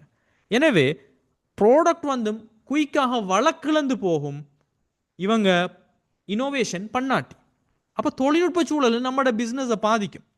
அண்ட் நேச்சுரல் என்வாயர்மெண்ட், இயற்கையில் நடக்கக்கூடிய விஷயம் உங்களுக்கு தெரியும், கொரோனா வந்ததில் எவ்வளவு உலக நாடுகளுக்கு எவ்வளவு நஷ்டம் வந்துச்சு என்பது, ரைட்? அதே சமயம் உங்களுக்கு தெரியும், இப்போ இருக்கிற சூழலை பொறுத்த வரைக்கும் வேஸ்ட்டுங்கிறது அதிகரிச்சுட்டு போகுது, ரைட்? வேஸ்ட் நீங்கள் கிட்டத்தட்ட கூட கேள்விப்பட்டீங்க, ஆஸ்திரேலியாவிலேருந்து வேஸ்ட்டை ஸ்ரீலங்கா அனுப்பிவிட்டாங்க. அப்படின்னா அந்த சிப்ஸ் அந்த மாதிரி எலக்ட்ரானிக் ஐட்டம்ட கழிவெல்லாம், அப்போ கழிவு கொட்டுற நாடாக போயிடுச்சு நம்ம நாடு. இப்போ எலக்ட்ரானிக் வேஸ்ட்டுங்கிறது அதிகரிக்குது. இப்போ குப்பை என்பது ஒரு காலத்தில் தான் உணவு குப்பை பொலித்தீன் குப்பைன்னெல்லாம் நம்ம பிரித்து பார்த்தோம். இப்போது எலக்ட்ரானிக் வேஸ்ட்டுங்கிறது அதிகம். அதனால தான் ஆப்பிள் நிறுவனம் ரீசைக்கிள் பண்ணக்கூடிய அலுமினியம் இதெல்லாம் யூஸ் பண்ணுறதுக்கு ட்ரை பண்ணுறாங்க. கார்பன் நியூட்ரலைசேஷன் பண்ணணும் 2030 சொல்கிறதுக்கான காரணம். எனவே இயற்கை வளங்களோட தொடர்புடைய சூழல், நம்ம இயற்கை சூழல், அதாவது நீர், ஆகாயம், காற்று, இந்த மாதிரியான எல்லாத்தோடையும் சூழலாக கனெக்டாக இருக்கக்கூடிய விஷயம், ரைட்? இதெல்லாமே நம்ம நேச்சுரல் என்வாயர்மெண்ட் சொல்கிறோம். It provides resources for the production influence by environmental pollution and conservation. நாம் இந்த இயற்கை வளங்களிலிருந்து அந்த ரிசோர்சஸ் வளங்களை நம்ம எடுக்கும்போது நம்ம சூழலை சில நேரங்களில் மாசுபடுத்திடுவோம். அந்த சூழல் மாசுபடுத்தல் என்பது ஸ்டூடெண்ட்ஸ் பல வகைகள் இருக்கும். சத்தத்தால் நம்ம மாசுபடுத்தல, நம்மளோட ஃபேக்ட்ரி எனி டைம் வேலை செஞ்சுட்டே இருக்குது, சத்தம் அவ்வளோ, pollution, sound pollution, noise pollution, இருக்கக்கூடிய சுத்தமான நீரை உங்களோட ஃபேக்ட்ரியினுடைய கழிவு மாசுபடுத்துது, அசுத்தப்படுத்துது. நீங்கள் வெளியிடக்கூடிய புகை காற்றை மாசுபடுத்துது. நீங்கள் வீசக்கூடிய எலக்ட்ரானிக் வேஸ்ட் பொலித்தீன் நம்மளுடைய மண்ணினுடைய வளத்தை மாசுபடுத்துது. தேர்மல், லைட், இந்த மாதிரி காற்று, நீர், சத்தம், மண், வெப்பம், ஒளி மாசுபாடு பல மாசுபாடுகள் காணப்படுகின்றன. வணிகங்களால் இது இருக்குது. இது எல்லாமே இயற்கை சூழலோடு சம்பந்தப்பட்டது. ஸோ இந்த பொல்யூஷனை, இந்த மாசுபாடுகளை நம்ம தவிர்த்து கொள்ளணும்டா அதுக்கான சில நடவடிக்கைகளை எடுக்கணும். பொல்யூஷன் ப்ரிவென்ஷன் என்ன நடவடிக்கைண்டா, கன்சியூமர் ஆக்ஷன்ஸ், நுகர்வோர்கள் சில நடவடிக்கைகளை எடுக்கணும், கவர்மெண்ட் சில நடவடிக்கைகளை எடுக்கணும், பொருளை உற்பத்தி செய்கிறவங்களும் சில நடவடிக்கை எடுக்கணும். இதில் நுகர்வோரினுடைய நடவடிக்கை என்றால் அவங்க சில முறைமைகளை பயன்படுத்தலாம். ரீசைக்கிள், ரீயூஸ், கிரீன் ப்ராடக்ட்ஸை யூஸ் பண்ணலாம், ரைட்? மீள் சுழற்சி பண்ணக்கூடிய, ரீசைக்கிள் பண்ணக்கூடிய பொருட்கள், அதே சமயம் மீள் பயன்படுத்தக்கூடிய பொருட்கள், சூழலுக்கு நேயமான கிரீன் ப்ராடக்ட்ஸ் எல்லாம் பயன்படுத்தினா நுகர்வோர் நடவடிக்கைகளில் நீங்கள் சூழல் மாசுபாட்டை பயன்படுத்தலாம், தடுக்க முடியும். அண்ட் ஒரு உற்பத்தியாளர் என்ன செய்யணும்னு சொன்னால் அவர் ஈகோ ஃப்ரெண்ட்லி ப்ரொடக்ஷனை செய்யணும், சூழலுக்கு நேயமாக அந்த உற்பத்தியை செய்யணும், கழிவு முகாமைத்துவத்தை பின்பற்றணும், எந்த அளவுக்கு கழிவை குறைச்சி சூழலை மாசுபடுத்தாமல் நம்மளோட பொருளை உற்பத்தி செய்ய முடியும் என்று பார்க்கணும். அப்போ இது ஒரு மேனுஃபேக்சரர் சைட்ல இருந்து அரசாங்கம் கட்டாயமாக சில நடவடிக்கைகளை எடுக்கணும். என்ன செய்யணும் அரசாங்கம்? இவங்க என்வாயரன்மெண்டல் லாஸ், சுற்றுச்சூழல் சம்பந்தப்பட்ட சட்டத்திட்டங்களை இயற்றணும், இவங்களுக்கு எதிராக வரிகளை விதிக்கணும். அப்போ சுற்றுச்சூழல் சட்டங்களை இயற்ற, வரிகளை விதிப்பதன் மூலமாக அரசாங்கம் நடவடிக்கை எடுத்து இந்த சூழல் மாசுபாட்டை தவிர்க்க முடியும். இதெல்லாம் எதோடு சம்பந்தப்பட்டது? இயற்கை சூழலோடு சம்பந்தப்பட்ட விஷயம். And waste management, 6R concept சொல்லக்கூடிய கழிவு முகாமைத்துவ கன்செப்ட் ஒன்று இருக்குது. இதில் 6R என்பது என்னென்னா ஸ்டூடெண்ட்ஸ், ரீயூஸ் பண்ணுங்க, ரிடியூஸ் பண்ணுங்க, அண்ட் ரிஃப்யூஸ் பண்ணுங்க, ரீசைக்கிள், ரீப்ளேஸ், ரீதிங்க். நான் உங்களுக்கு ஒவ்வொன்றா எக்ஸ்பிளைன் பண்ணுறேன். ஸோ முதலாவது பார்த்தீங்கன்னா ரீயூஸ். ரீயூஸ் என்பது ரிஃப்யூஸ். ரீயூஸில் ரிஃப்யூஸ். ரிஃப்யூஸ் என்றால் பயன்படுத்த மறுங்க. Say no to single use plastic products. இப்போ நீங்கள் பிளாஸ்டிக் பொருள்னா நாங்கள் வாங்க மாட்டோம்னு சொல்லி கன்சியூமர் சைட்ல இருந்து ஒரு பாய்காட் ஒன்று பட்டுச்சுன்னு சொன்னால் யாரும் வாங்க இயலாது. டிமாண்ட் இல்லாட்டி பொருளை யார் வாங்குறது? அப்போ நீங்கள் பிளாஸ்டிக் பொருளை வாங்க மறுத்தீங்கன்னா அது ரிஃப்யூஸ். நீங்கள் என்ன செய்கிறீங்க? கழிவு முகாமைத்துவத்தில் ரிஃப்யூஸ் பண்ணுறீங்க. 6Rல ஒரு R இது. அண்ட் ரெடியூஸ் இன்னொரு R. பயன்பாட்டை குறைங்க. இந்த சூழலுக்கு தீங்கு விளைவிக்கக்கூடிய பொருட்கள் இருக்கக்கூடிய பொருட்களினுடைய பயன்பாட்டை குறைச்சி கொள்ளுங்க. அதை ரிடியூஸ் பண்ணுங்க, யூஸ் பண்ண வேணாம். அண்ட் அதே சமயம் ரீயூஸ் பண்ணுங்க. சில நேரங்களில் வீசாமலுக்கு மீள பயன்படுத்தக்கூடிய பொருட்களை நீங்கள் ரீயூஸ் பண்ண ஆரம்பிங்க. கழிவு முகாமைத்துவம். அதே மாதிரி சில விஷயங்களை ரீசைக்கிள் பண்ணலாம். உதாரணத்துக்கு உணவு குப்பைகளை ஸ்டூடெண்ட்ஸ் உங்களுக்கு தெரியுமோ தெரியாது, உங்களுக்கு இன்ஸ்டாகிராம்ல எல்லாம் வந்திருக்கும். உணவு குப்பைகளை நீங்கள் குப்பை கொட்டிகளில் கூடாமல் ஒரு மெஷின் இருக்குது.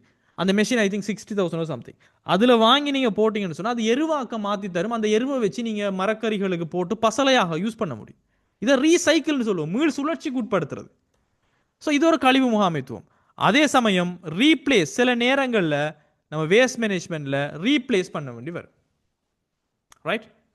ஸோ இந்த ரீப்ளேஸ் சம்பந்தப்பட்ட விஷயங்கள் மீள மாற்றுது. இப்போ உதாரணத்துக்கு உங்களுக்கு தெரியும், பல்பில் வந்து இந்த மாதிரியான இது என்ன சொல்கிறது, குண்டு பல்புன்னு சொல்லுவாங்க போல். ஸோ இந்த பல்புக்கு பதிலாக இந்த மாதிரியான பல்ப் நீங்கள் யூஸ் பண்ணீங்கன்னு சொன்னால் கரண்ட் வேஸ்ட் குறவு. பிகாஸ் லெஸ் கன்சியூம் பண்ணும் எலக்ட்ரிசிட்டியை. அப்போ இது வந்து என்ன, ரீப்ளேஸ் கான்செப்டில் நீங்கள் வேஸ்ட் மேனேஜ்மெண்ட்டை செய்கிறீங்க. அண்ட் ரீதிங்க் பண்ணுற, மறுபடியும் யோசிக்கிறீங்க, கொஞ்சம் ரீதிங்க் பண்ணுற, இதை வேறு மாதிரி எப்படி செய்யலாம், க்ரீன் ப்ராடக்டாக நம்ம மாற்றினா என்ன செய்யலாம். எனவே இது எல்லாமே ஒரு 6R கான்செப்ட் கழிவு முகாமைத்துவத்தில். ரிஃப்யூஸ் பண்ணுறது, ரிடியூஸ் பண்ணுறது, ரீயூஸ் பண்ணுறது, ரீசைக்கிள், ரீப்ளேஸ், ரீதிங்க் எல்லாமே ஒரு 6R கான்செப்ட்னு சொல்லக்கூடிய வேஸ்ட் மேனேஜ்மெண்ட். இது எல்லாமே உங்களோட இயற்கை சூழலில் உங்களுக்கு தெரிஞ்சிருக்க வேண்டிய விஷயம். At the same time global environment பற்றி பார்த்தோம்னு சொன்னால் இது வந்து பூகோள சூழல். உங்களுக்கு தெரியும், ஒரு நாடு, ஒரு பிஸ்னஸ் இன்னொரு நாட்டோட அவ்வளவுக்கு இப்போ கனெக்ட் ஆகிக்குது. ஒரு பொருளை நம்ம வேறு நாட்டிலேருந்து வாங்குறது பக்கத்தில் இருக்கிற கடையிலேருந்து வாங்குற மாதிரி ஆயிடுச்சு இன்றைக்கு குளோபல் என்வாயர்மெண்ட். அதனால தான் ஆப்பிள் நிறுவனம் 175+ கண்ட்ரீஸுக்கு தன்னுடைய ஃபோனை விற்குது. ரைட்? அப்போ அவங்க என்ன செய்யணும், அந்தந்த ஃபோனை அந்தந்த நாட்டுக்கு விற்கும்போது, அந்த ஏசியாவில் விற்கும்போது டுவல் சிம் கொடுக்குறாங்க. அந்த நாட்டினுடைய லாங்குவேஜ் சப்போர்ட் அந்த ஃபோனில் இருக்கணும். அந்த நாட்டில் பயன்படுத்தக்கூடிய மாதிரியான ரீஜனல் கீபோர்ட்ஸ் இருக்கணும். அப்போ எனவே குளோபல் என்வாயர்மெண்ட்டுக்கு ஏற்ற மாதிரி தான் நம்ம செய்யணும். So global factors influencing the business. வணிகத்தை பாதிக்கும் உலகளாவிய பூகோள காரணிகளை கொண்ட சூழல் தான் நம்ம பூகோள சூழலாக நம்ம கன்சிடர் பண்ணுறோம். இதில் நிறைய விஷயங்கள் இருக்கும். குளோபலாகவே போட்டி வரும். ரைட்? உலகமயமாக்கல் என்பது இன்றைக்கு இடம்பெற்றிருக்குது. அதாவது பொருளை நீங்கள் பக்கத்தில் இருக்கிற வீட்டில் பக்கத்தில் இருக்கிற கடையிலேருந்து வாங்குற மாதிரி சைனாவிலேருந்து இன்றைக்கு வாங்கலாம். சர்வதேச வியாபாரங்கள் நம்ம ஷிப் மூலமாக ஒரு நாட்டிலேருந்து இந்த நாடுக்கு இறக்குமதி செய்கிறோம். போட்டி நாட்டுக்கு நாடு, கம்பெனிக்கு நாடு இன்றைக்கு போட்டி நடந்து கொண்டிருக்கிறது. எனவே இந்த விஷயங்கள் எல்லாமே குளோபலைசேஷன், இன்டர்நேஷனல் ட்ரேட், காம்படிஷன், இது எல்லாமே ஒரு உலகளாவிய விஷயத்தில் நடக்கும்போது அவை பூகோள சூழல்கள் வரும். எனவே it will create some global market opportunities, economies of scale and innovation. சில நேரங்களில் புதிய புதிய விடயங்கள், முறைகள் நமக்கு வாரத்தால் நம்மளால் புத்தாக்கம் செய்ய முடியுமாக இருக்கும். அதே மாதிரி குளோபலாக மார்க்கெட் ஆப்பர்ச்சுனிட்டி கிடைக்கும். நம்மளோட பொருளை நம்மளோட நாட்டு மக்களுக்கு மட்டுமில்லாமலுக்கு மற்றவங்களுக்கும் வாங்க முடியும். அதே சமயம் பொருளாதார அளவு திட்ட சிக்கனங்கள். நம்ம நாட்டில் ஒரு பொருள் விலை கூட இருந்தால் வேறு நாட்டிலேருந்து நம்ம பாரிய அளவில் விலை குறைய வாங்கிட்டு வரும்போது நமக்கு பொருளாதார அளவு திட்ட சிக்கனங்கள் கிடைக்கும். ஸோ இதெல்லாமே இருக்கக்கூடிய விஷயங்கள். அப்போது it creates global market opportunities, economies of scale as well as innovation. Right? So இதெல்லாமே பூகோள சூழலில் இருக்கக்கூடிய விஷயங்கள். இது ஒரு பேரின சூழல் காரணியாக நம்ம பார்க்குறோம். அண்ட் மக்கள் சூழலான டெமோகிராஃபிக் என்வாயர்மெண்ட்டை நீங்கள் பார்த்தீங்கன்னா இது மக்கள் சம்பந்தப்பட்ட விஷயம். ஒரு நாட்டில் அவங்களோட மக்களினுடைய தொகை அதிகரிக்கிறது, வளர்ச்சி வீதங்கள் அதிகரிக்கிறது. Right?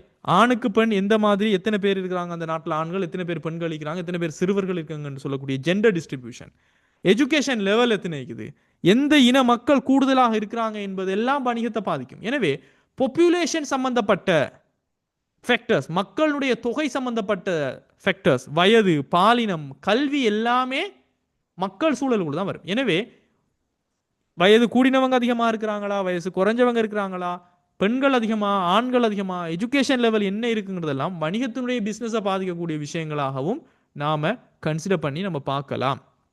And it is important for determining the market size demand work force. நம்ம பொருளை ஆண்களுக்கு ஏற்ற மாதிரி ஒரு டிஷர்ட்டை நம்ம ரெடி பண்ண போறோம்னா அந்த நாட்டில் ஆண்கள் அதிகமாக இருந்தால் தான் நம்மளுக்கு டிமாண்ட் இருக்கும். நம்ம வேலைக்கு எடுக்க போகிறோம், நம்மளோட வேலை வந்து ஆண்கள் செய்யக்கூடிய வேலைகளா பெண்கள் செய்யக்கூடிய வேலைகளா என்கின்ற அடிப்படையில், அதே மாதிரி மார்க்கெட் சைஸ் எந்த பொருளை எவ்வளவுக்கு விற்க முடியும் என்கின்ற இந்த மார்க்கெட் சைஸ் எல்லாம் இந்த மக்கள் சூழலை வச்சுத்தான் நாம தீர்மானிக்க முடியும். எனவே நாம இந்த பேரினச்சூழல் காரணிகள் எல்லாமே உங்களுக்கு தெளிவாக புரிஞ்சிருக்க வேண்டும். Right? So we know all about the macro environment right now. I hope so you understood with me. Okay, now let's move to the stakeholders of a business. Right? ஒரு வணிகத்தினுடைய அக்கறையுடைய தரப்பினர் சம்பந்தமாக நம்ம பார்க்க போறோம். அக்கறையுடைய தரப்பினர்கள்டா யாரு? யாரெல்லாம் நம்மளோட வணிகத்தில் அக்கறை செலுத்துகின்றாங்களோ அவங்க எல்லாமே அக்கறையுடைய தரப்பினர்கள். தி ஸ்டேக் ஹோல்டர்ஸ்ங்கிற வேர்ட் நம்ம யூஸ் பண்ணுவோம். அப்போ இன்டர்னல் ஸ்டேக் ஹோல்டர்ஸும் ஒரு நிறுவனத்தில் இருப்பாங்க. நிறுவனத்துக்கு உள்ள இருக்கக்கூடியவங்க, இவங்க உரிமையாளர், முகாமையாளர், ஊழியர்கள், அந்த வணிகத்தில் என்ன நடக்குதுன்னு பார்ப்பாங்க. இப்போ ஓனர் பார்த்தீங்கன்னா, ஆப்பிள் நிறுவனத்தை பார்த்தீங்கன்னா ஷேர் ஹோல்டர்ஸ், உலகம் முழுவதும் இருக்கக்கூடிய பங்குரிமையாளர்கள், உரிமையாளர்கள், ஷேர் ஹோல்டர்ஸ். இப்போ மேனேஜர்ஸ்ன்னு சொன்னால் இப்போ சிஇஓ இருக்கிறார், டிம் குக் இருக்கிறார் ஆப்பிள் நிறுவனத்தினுடைய employees, software engineers, designers. External வெளியால் இருக்கக்கூடியவங்க, இப்போ வெளியாக இருக்கிறவங்களுக்குள்ள பணிச்சூழலுக்குள்ள இருக்கிறவங்க வருவாங்க, பேரினச்சூழலும் வருவாங்க. அப்போ சப்ளையர்ஸ், ரைட்? இப்போ ஃபாக்ஸ்கான் நிறுவனம், ஆப்பிள் நிறுவனத்தை பொறுத்த வரைக்கும் கஸ்டமர்ஸ் நீங்கள் நான் எல்லாரும், அரசாங்கம், கவர்மெண்ட், ரைட்? கடன் வழங்குற கிரெடிட்டர்ஸ், போட்டியாளர்கள், இவங்க எல்லாருமே நம்மளோட வணிகத்தில் அக்கறை செலுத்துறவங்க தான். எனவே individuals or groups interested or concerned in organisation, நம்மளோட வணிகத்தில் அக்கறை செலுத்தக்கூடிய, ஆர்வம் செலுத்தக்கூடிய தனிநபர்களாக இருக்கலாம், கம்பெனியாக இருக்கலாம், குழுக்களாக இருக்கலாம், இவங்களைத்தான் நம்ம யாருன்னு சொல்றோம்? நாம அக்கறை செலுத்தக்கூடியவங்கன்னு சொல்றோம். So stakeholders of a business means owners, suppliers, government and customers எல்லாருமே வருவாங்க. நிறுவனத்துக்கு உள்ள இருக்கிறவங்க, வெளியே இருக்கிறவங்க எல்லாருமே அக்கறை செலுத்தக்கூடியவங்களாக தருவாங்க. எனவே இந்த அக்கறையுடைய தரப்பினர்களோட வகைகளை நம்ம சிம்பிளா பார்த்தோம்னா ஏற்கனவே நமக்கு தெரியும். ஓனர், மேனேஜர், எம்ப்ளாயிஸ் எல்லாம் இன்டர்னல் ஸ்டேக் ஹோல்டர்ஸ், நிறுவனத்துக்கு உள்ள இருந்து அக்கறை செலுத்துறவங்க. At the same time suppliers, customers, society, government இது எல்லாமே நிறுவனத்திற்கு வெளியே இருந்து அக்கறை செலுத்துறவங்க. எனவே இன்டர்னல் ஸ்டேக் ஹோல்டர்ஸுக்குள்ள யாரை நம்ம பார்க்குறோம்னு பார்த்தீங்கன்னு சொன்னால், இன்டர்னல் ஸ்டேக் ஹோல்டர்ஸாக ஓனர்ஸ், மேனேஜர்ஸ், எம்ப்ளாயீஸை நம்ம பார்க்குறோம். ஓனர்ஸ் என்பவங்க உங்களுக்கு நல்லாவே தெரியும் யாருன்னு சொன்னால், நம்ம நிறுவனத்தில் பங்குகளை போட்டு டிவிடெண்ட் என்று சொல்லக்கூடிய பங்கு லாபத்தை பெற்றுக்கொள்ளக்கூடிய உரிமையாளர்களாக கம்பெனிகள் இருக்கிறவங்க ஓனர்ஸ். எனவே they concern with profit, share prices. நம்மளோட பங்குகளினுடைய பங்கு லாபம், ஒரு பங்குக்கான பெறுமதி அதிகரிக்குதா இல்லையா, நமக்கு பங்கு லாபம் கிடைக்குதா இல்லையா, லாபம் கிடைக்குதா இல்லையா, நம்மளோட பொருளினுடைய விலைகள் என்ன கூடி இருக்குதா குறைஞ்சுதான்னு அவங்க கவனம் செலுத்துவாங்க. And influence business objectives and dividends. Right? இவங்க எல்லாமே என்ன செய்வாங்க? நம்மளுடைய வணிகத்தினுடைய குறிக்கோள் பங்கு லாபம், இந்த மாதிரியான விஷயங்கள்ல அவங்க செல்வாக்கு செலுத்துவாங்க. அண்ட் முகாமையாளர்கள் மற்றும் ஊழியர்களை நீங்க பார்த்தீங்கன்னு சொன்னா managers and employees, right? So இவங்க என்ன விஷயங்கள் அக்கறை செலுத்துவாங்கண்டா, மேனேஜர்ஸ் ஃபார்முலேட் த ஸ்ட்ராட்டஜிஸ். ஒரு விஷயத்தினுடைய ஐடியா, இதை எப்படி தந்திரோபாயமாக நம்ம அச்சீவ் பண்ண முடியும், இதை எப்படி நம்மளுடைய கோர் காம்பிடன்சிஸ், கோர் ரிசோர்ஸஸை வச்சு மற்றவங்களுக்கு நமக்கு நம்ம போட்டி, கம்படிட்டிவ் அட்வான்டேஜ் கொடுக்க முடியும்னு சொல்லி ஸ்ட்ராட்டஜி அவங்க மேக் பண்ணுவாங்க. அதே சமயம் அவங்க தான் பங்குதாரர்கள், ஷேர் ஹோல்டர்ஸுக்கு பொறுப்பு கூற வேண்டியவங்களாக, எக்ஸிக்யூட்டிவ்ஸாக இருப்பாங்க. எம்ப்ளாயிஸ் என்ன செய்வாங்க? They will focus on the jobs. என்ன வேலை அவங்களுக்கு கொடுக்கப்பட்டிருக்குது, அவங்களுக்கு அதுக்கான சம்பளம் என்ன, வேலை நமக்கு நிலைச்சிருக்குமா, நமக்கு தொழில் செய்யறது திருப்தியா இருக்குதா, இதைத்தான் அவங்க பார்ப்பாங்க. அவங்க கம்பெனியோட ஸ்ட்ராட்டஜியை யோசிக்க முடியாது. ஸ்ட்ராட்டஜி எல்லாம் அது வந்து எக்ஸிக்யூட்டிவ்ஸோட பிரச்சனை. And employee influence via trade union. சில நேரங்களில் ஊழியர்கள் தொழிற்சங்கங்கள் வழியாக ஊழியர்கள் செல்வாக்கு செலுத்தலாம். எல்லா எம்ப்ளாயிஸும் சேர்ந்து தொழிற்சங்கம் ஒன்றை நடத்தலாம், அவங்க ஸ்ட்ரைக் நடத்துவாங்க, எங்களுக்கு இதை செஞ்சு தாங்க, அதை செஞ்சு தாங்கன்னு சொல்லி சில டிமாண்ட்ஸை வைக்க முடியும். ரைட்? ஸோ உதாரணம் பார்த்தீங்கன்னு சொன்னால் எம்ப்ளாயி ஸ்ட்ரைக், ஊழியர்கள் வந்து சில நேரங்களில் ஸ்ட்ரைக் பண்ணும்போது மேனேஜர்ஸுக்கு, சிஇஓக்கெல்லாம் they will get upset. Right? Because ஊழிய தீர்மானங்களில் செல்வாக்கு செலுத்த ஊழியர்கள் வேலை நிறுத்தத்தில் ஈடுபடுவாங்க. அப்போ இதெல்லாம் தொழிற்சங்கங்கள் வழியாக கூட இந்த ஊழியர்கள் வந்து செல்வாக்கு செலுத்தலாம். அப்போ இதெல்லாம் உள்ளக அக்கறையுடைய தரப்பினர்கள். வெளியக அக்கறையுடைய தரப்பினர்களை நீங்கள் பார்த்தீங்கன்னா வெளியால் இருக்கக்கூடியவங்க வழங்குனர்கள், வாடிக்கையாளர், சமூகம், அரசாங்கம், கிரெடிட்டர்ஸ், கம்படிட்டர்ஸ், இதெல்லாம் நம்ம ஆல்ரெடி பார்த்த விஷயம் தான். அப்போ ரொம்ப டீப்பாக நம்ம போக தேவையில்லை. அப்போ உங்களுக்கு தெரியணும், அக்கறையுடைய தரப்பினர்கள்டா நம்மளோட வணிகத்தில் ஆர்வத்தோடு அக்கறையோடு இருக்கிறவங்க உள்ளுக்கும் இருப்பாங்க, நிறுவனத்திற்கு வெளியாலேயும் இருப்பாங்க. And comparison internal versus external environment நம்ம பார்க்கும்போது சிம்பிளாக உங்களுக்கு தெரிஞ்சு கொள்ளணும். இன்டர்னல் என்வாயர்மெண்ட் அகச்சூழலை நாம் கட்டுப்படுத்த முடியும். அகச்சூழல் பலத்தையும் பலவீனத்தையும் தரும். நம்ம பலத்தையும் பலவீனத்தையும் நம்ம கண்டுபிடிச்சு கொள்ள முடியும் அகச்சூழலை பார்ப்பதன் மூலமாக. வெளிச்சூழல் நிறுவனத்தால் கண்ட்ரோல் பண்ண முடியாது. அதே சமயம் இந்த வெளியகச் சூழலில் நமக்கு வாய்ப்பும் அச்சுறுத்தலும் வரும். எனவே அகச்சூழலில் பலம் பலவீனம் கிடைக்கும், வெளியகச் சூழலில் வாய்ப்பு அச்சுறுத்தல் நமக்கு கிடைக்கும். And stakeholder mapping, right? Stakeholder mapping சம்பந்தமாக நம்ம பார்க்க போகிறோம். அக்கறையுடைய தரப்பினர்களினுடைய இணைப்பு அப்படின்னு சொல்லக்கூடிய சில மெப்பிங். ஸோ இந்த மெப்பிங் என்ன சொல்லுதுண்டா ஸ்டூடெண்ட்ஸ், 4 விஷயமா நம்ம பிரிக்கிறோம், ரைட்? 4 குவாட்ரண்டா நம்ம பிரித்து யாருக்கு பவர் கூட இருக்குது, யாருக்கு பவர் குறைய இருக்குது, யார் நம்மளோட பிஸ்னஸில் அதிகமாக ஆர்வம் செலுத்துகிறாங்க, யார் குறைவாக செலுத்துகிறாங்கன்னு சொல்லி இதுக்குள்ள இந்த செக்ஷனுக்குள்ளே யாரை போடுறது, இந்த செக்ஷனுக்குள்ளே யாரை போடுறது, இந்த செக்ஷன் யார், இந்த செக்ஷன் யாருன்னு சொல்லி அவங்கள எப்படி நம்ம மேனேஜ் பண்ணணும். பிகாஸ் ஒரு பிஸ்னஸ் எல்லாரும் அக்கறையுடைய தரப்பினர்களுக்கும் ஒரே மாதிரியான முக்கியத்துவத்தை கொடுக்க முடியாது. அப்போ இந்த ஸ்டேக் ஹோல்டர்ஸ் மெப்பிங்கிற விஷயம்தான் கீப் சாட்டிஸ்ஃபைட். இப்போ இவங்களை ரொம்ப ஹையான பவர் இருக்குது பிஸ்னஸ் சம்பந்தமாக டிசிஷன் எடுக்கிற, ஆனால் இன்ட்ரெஸ்ட் குறைவாக இருக்கின்றா அவங்கள சாட்டிஸ்ஃபைடாக வச்சுக்கிருந்தா போதும். அதுவே இன்ட்ரெஸ்ட் ரொம்ப இன்ட்ரெஸ்டாக இருக்கிறாங்க, அதே சமயம் பவரும் ரொம்ப ஹையாக இருக்கின்ற அவங்கள நம்ம க்ளோஸாக மேனேஜ் பண்ணணும். அண்ட் அவங்க டிசிஷன் எடுக்கிறதுக்கு பவரும் இருக்குது, இன்ட்ரெஸ்டும் கூட இருக்குது. அண்ட் அதே சமயம் இன்ட்ரெஸ்ட் ரொம்ப அதிகமாக இருக்குது, ஆனால் அவங்கள்ட்ட பவர் இல்லை, அவங்கள விஷயத்தை தகவல் அளிப்பு செஞ்சு இன்ஃபார்ம் பண்ணி வச்சுருந்தா மட்டும் போதும்.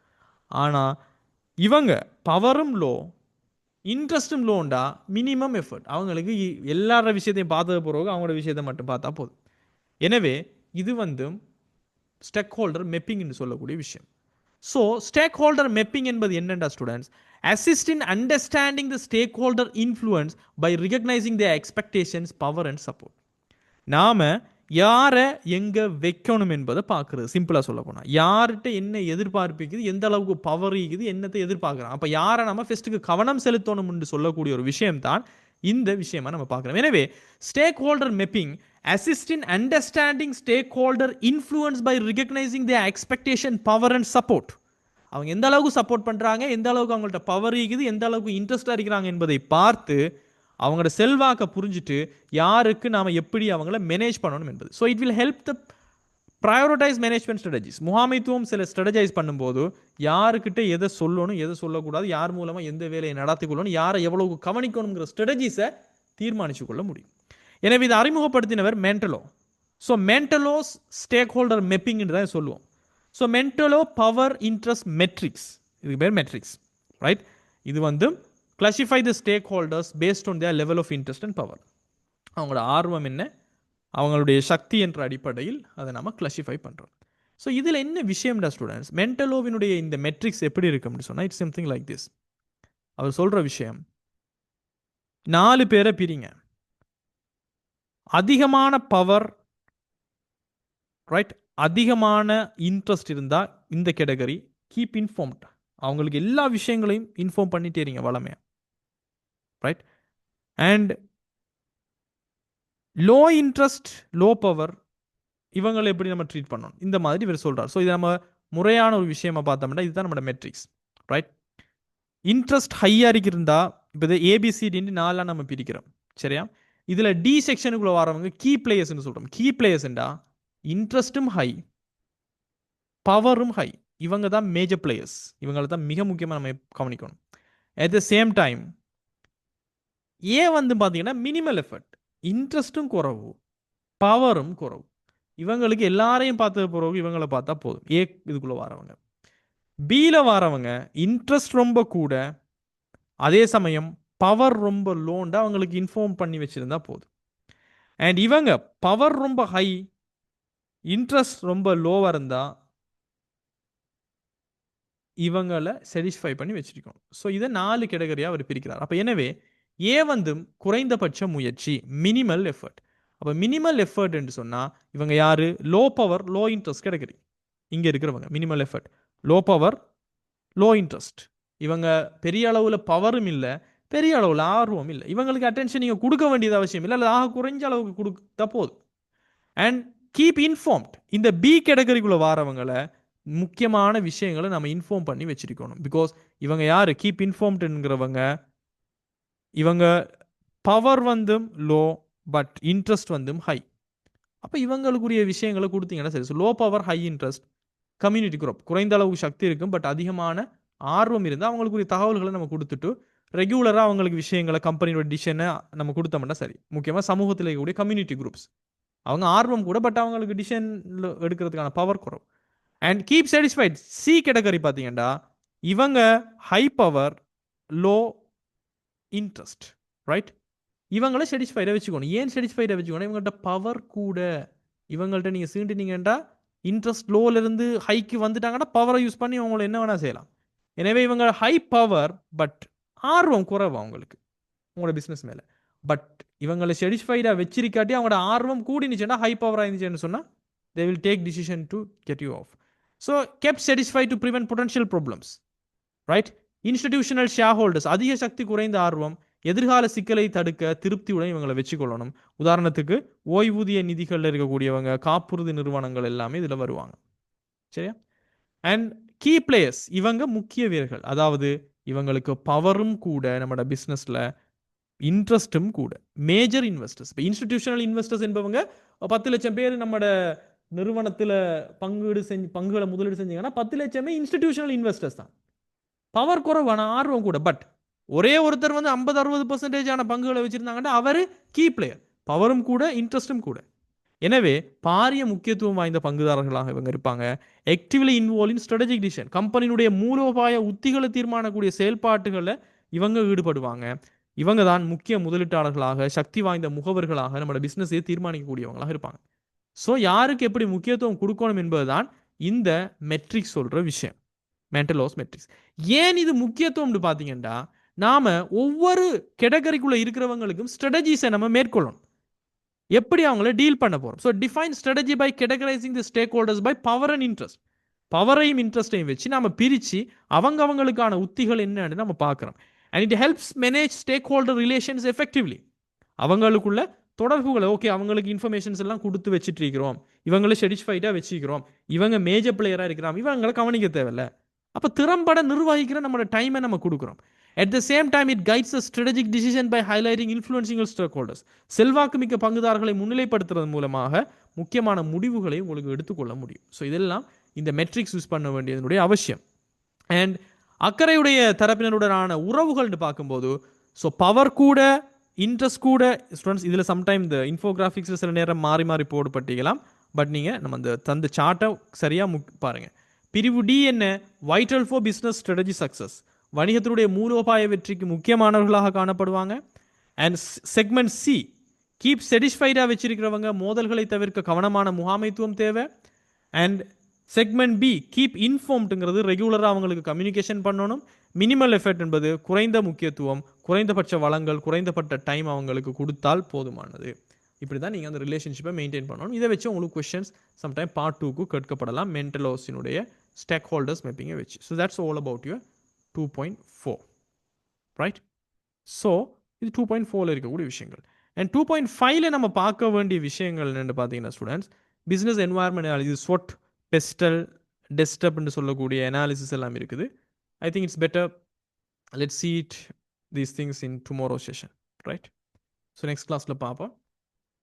So that's it for today's session, guys. I hope so today class வந்து உங்களுக்கு இன்ட்ரெஸ்டாக இருந்துச்சுன்னு நினைக்கிறேன். I'm trying my best to provide you a clear explanations with these infographics and everything. So let's see all of you in the next classes, okay? Have a great day. Thank you. Bye.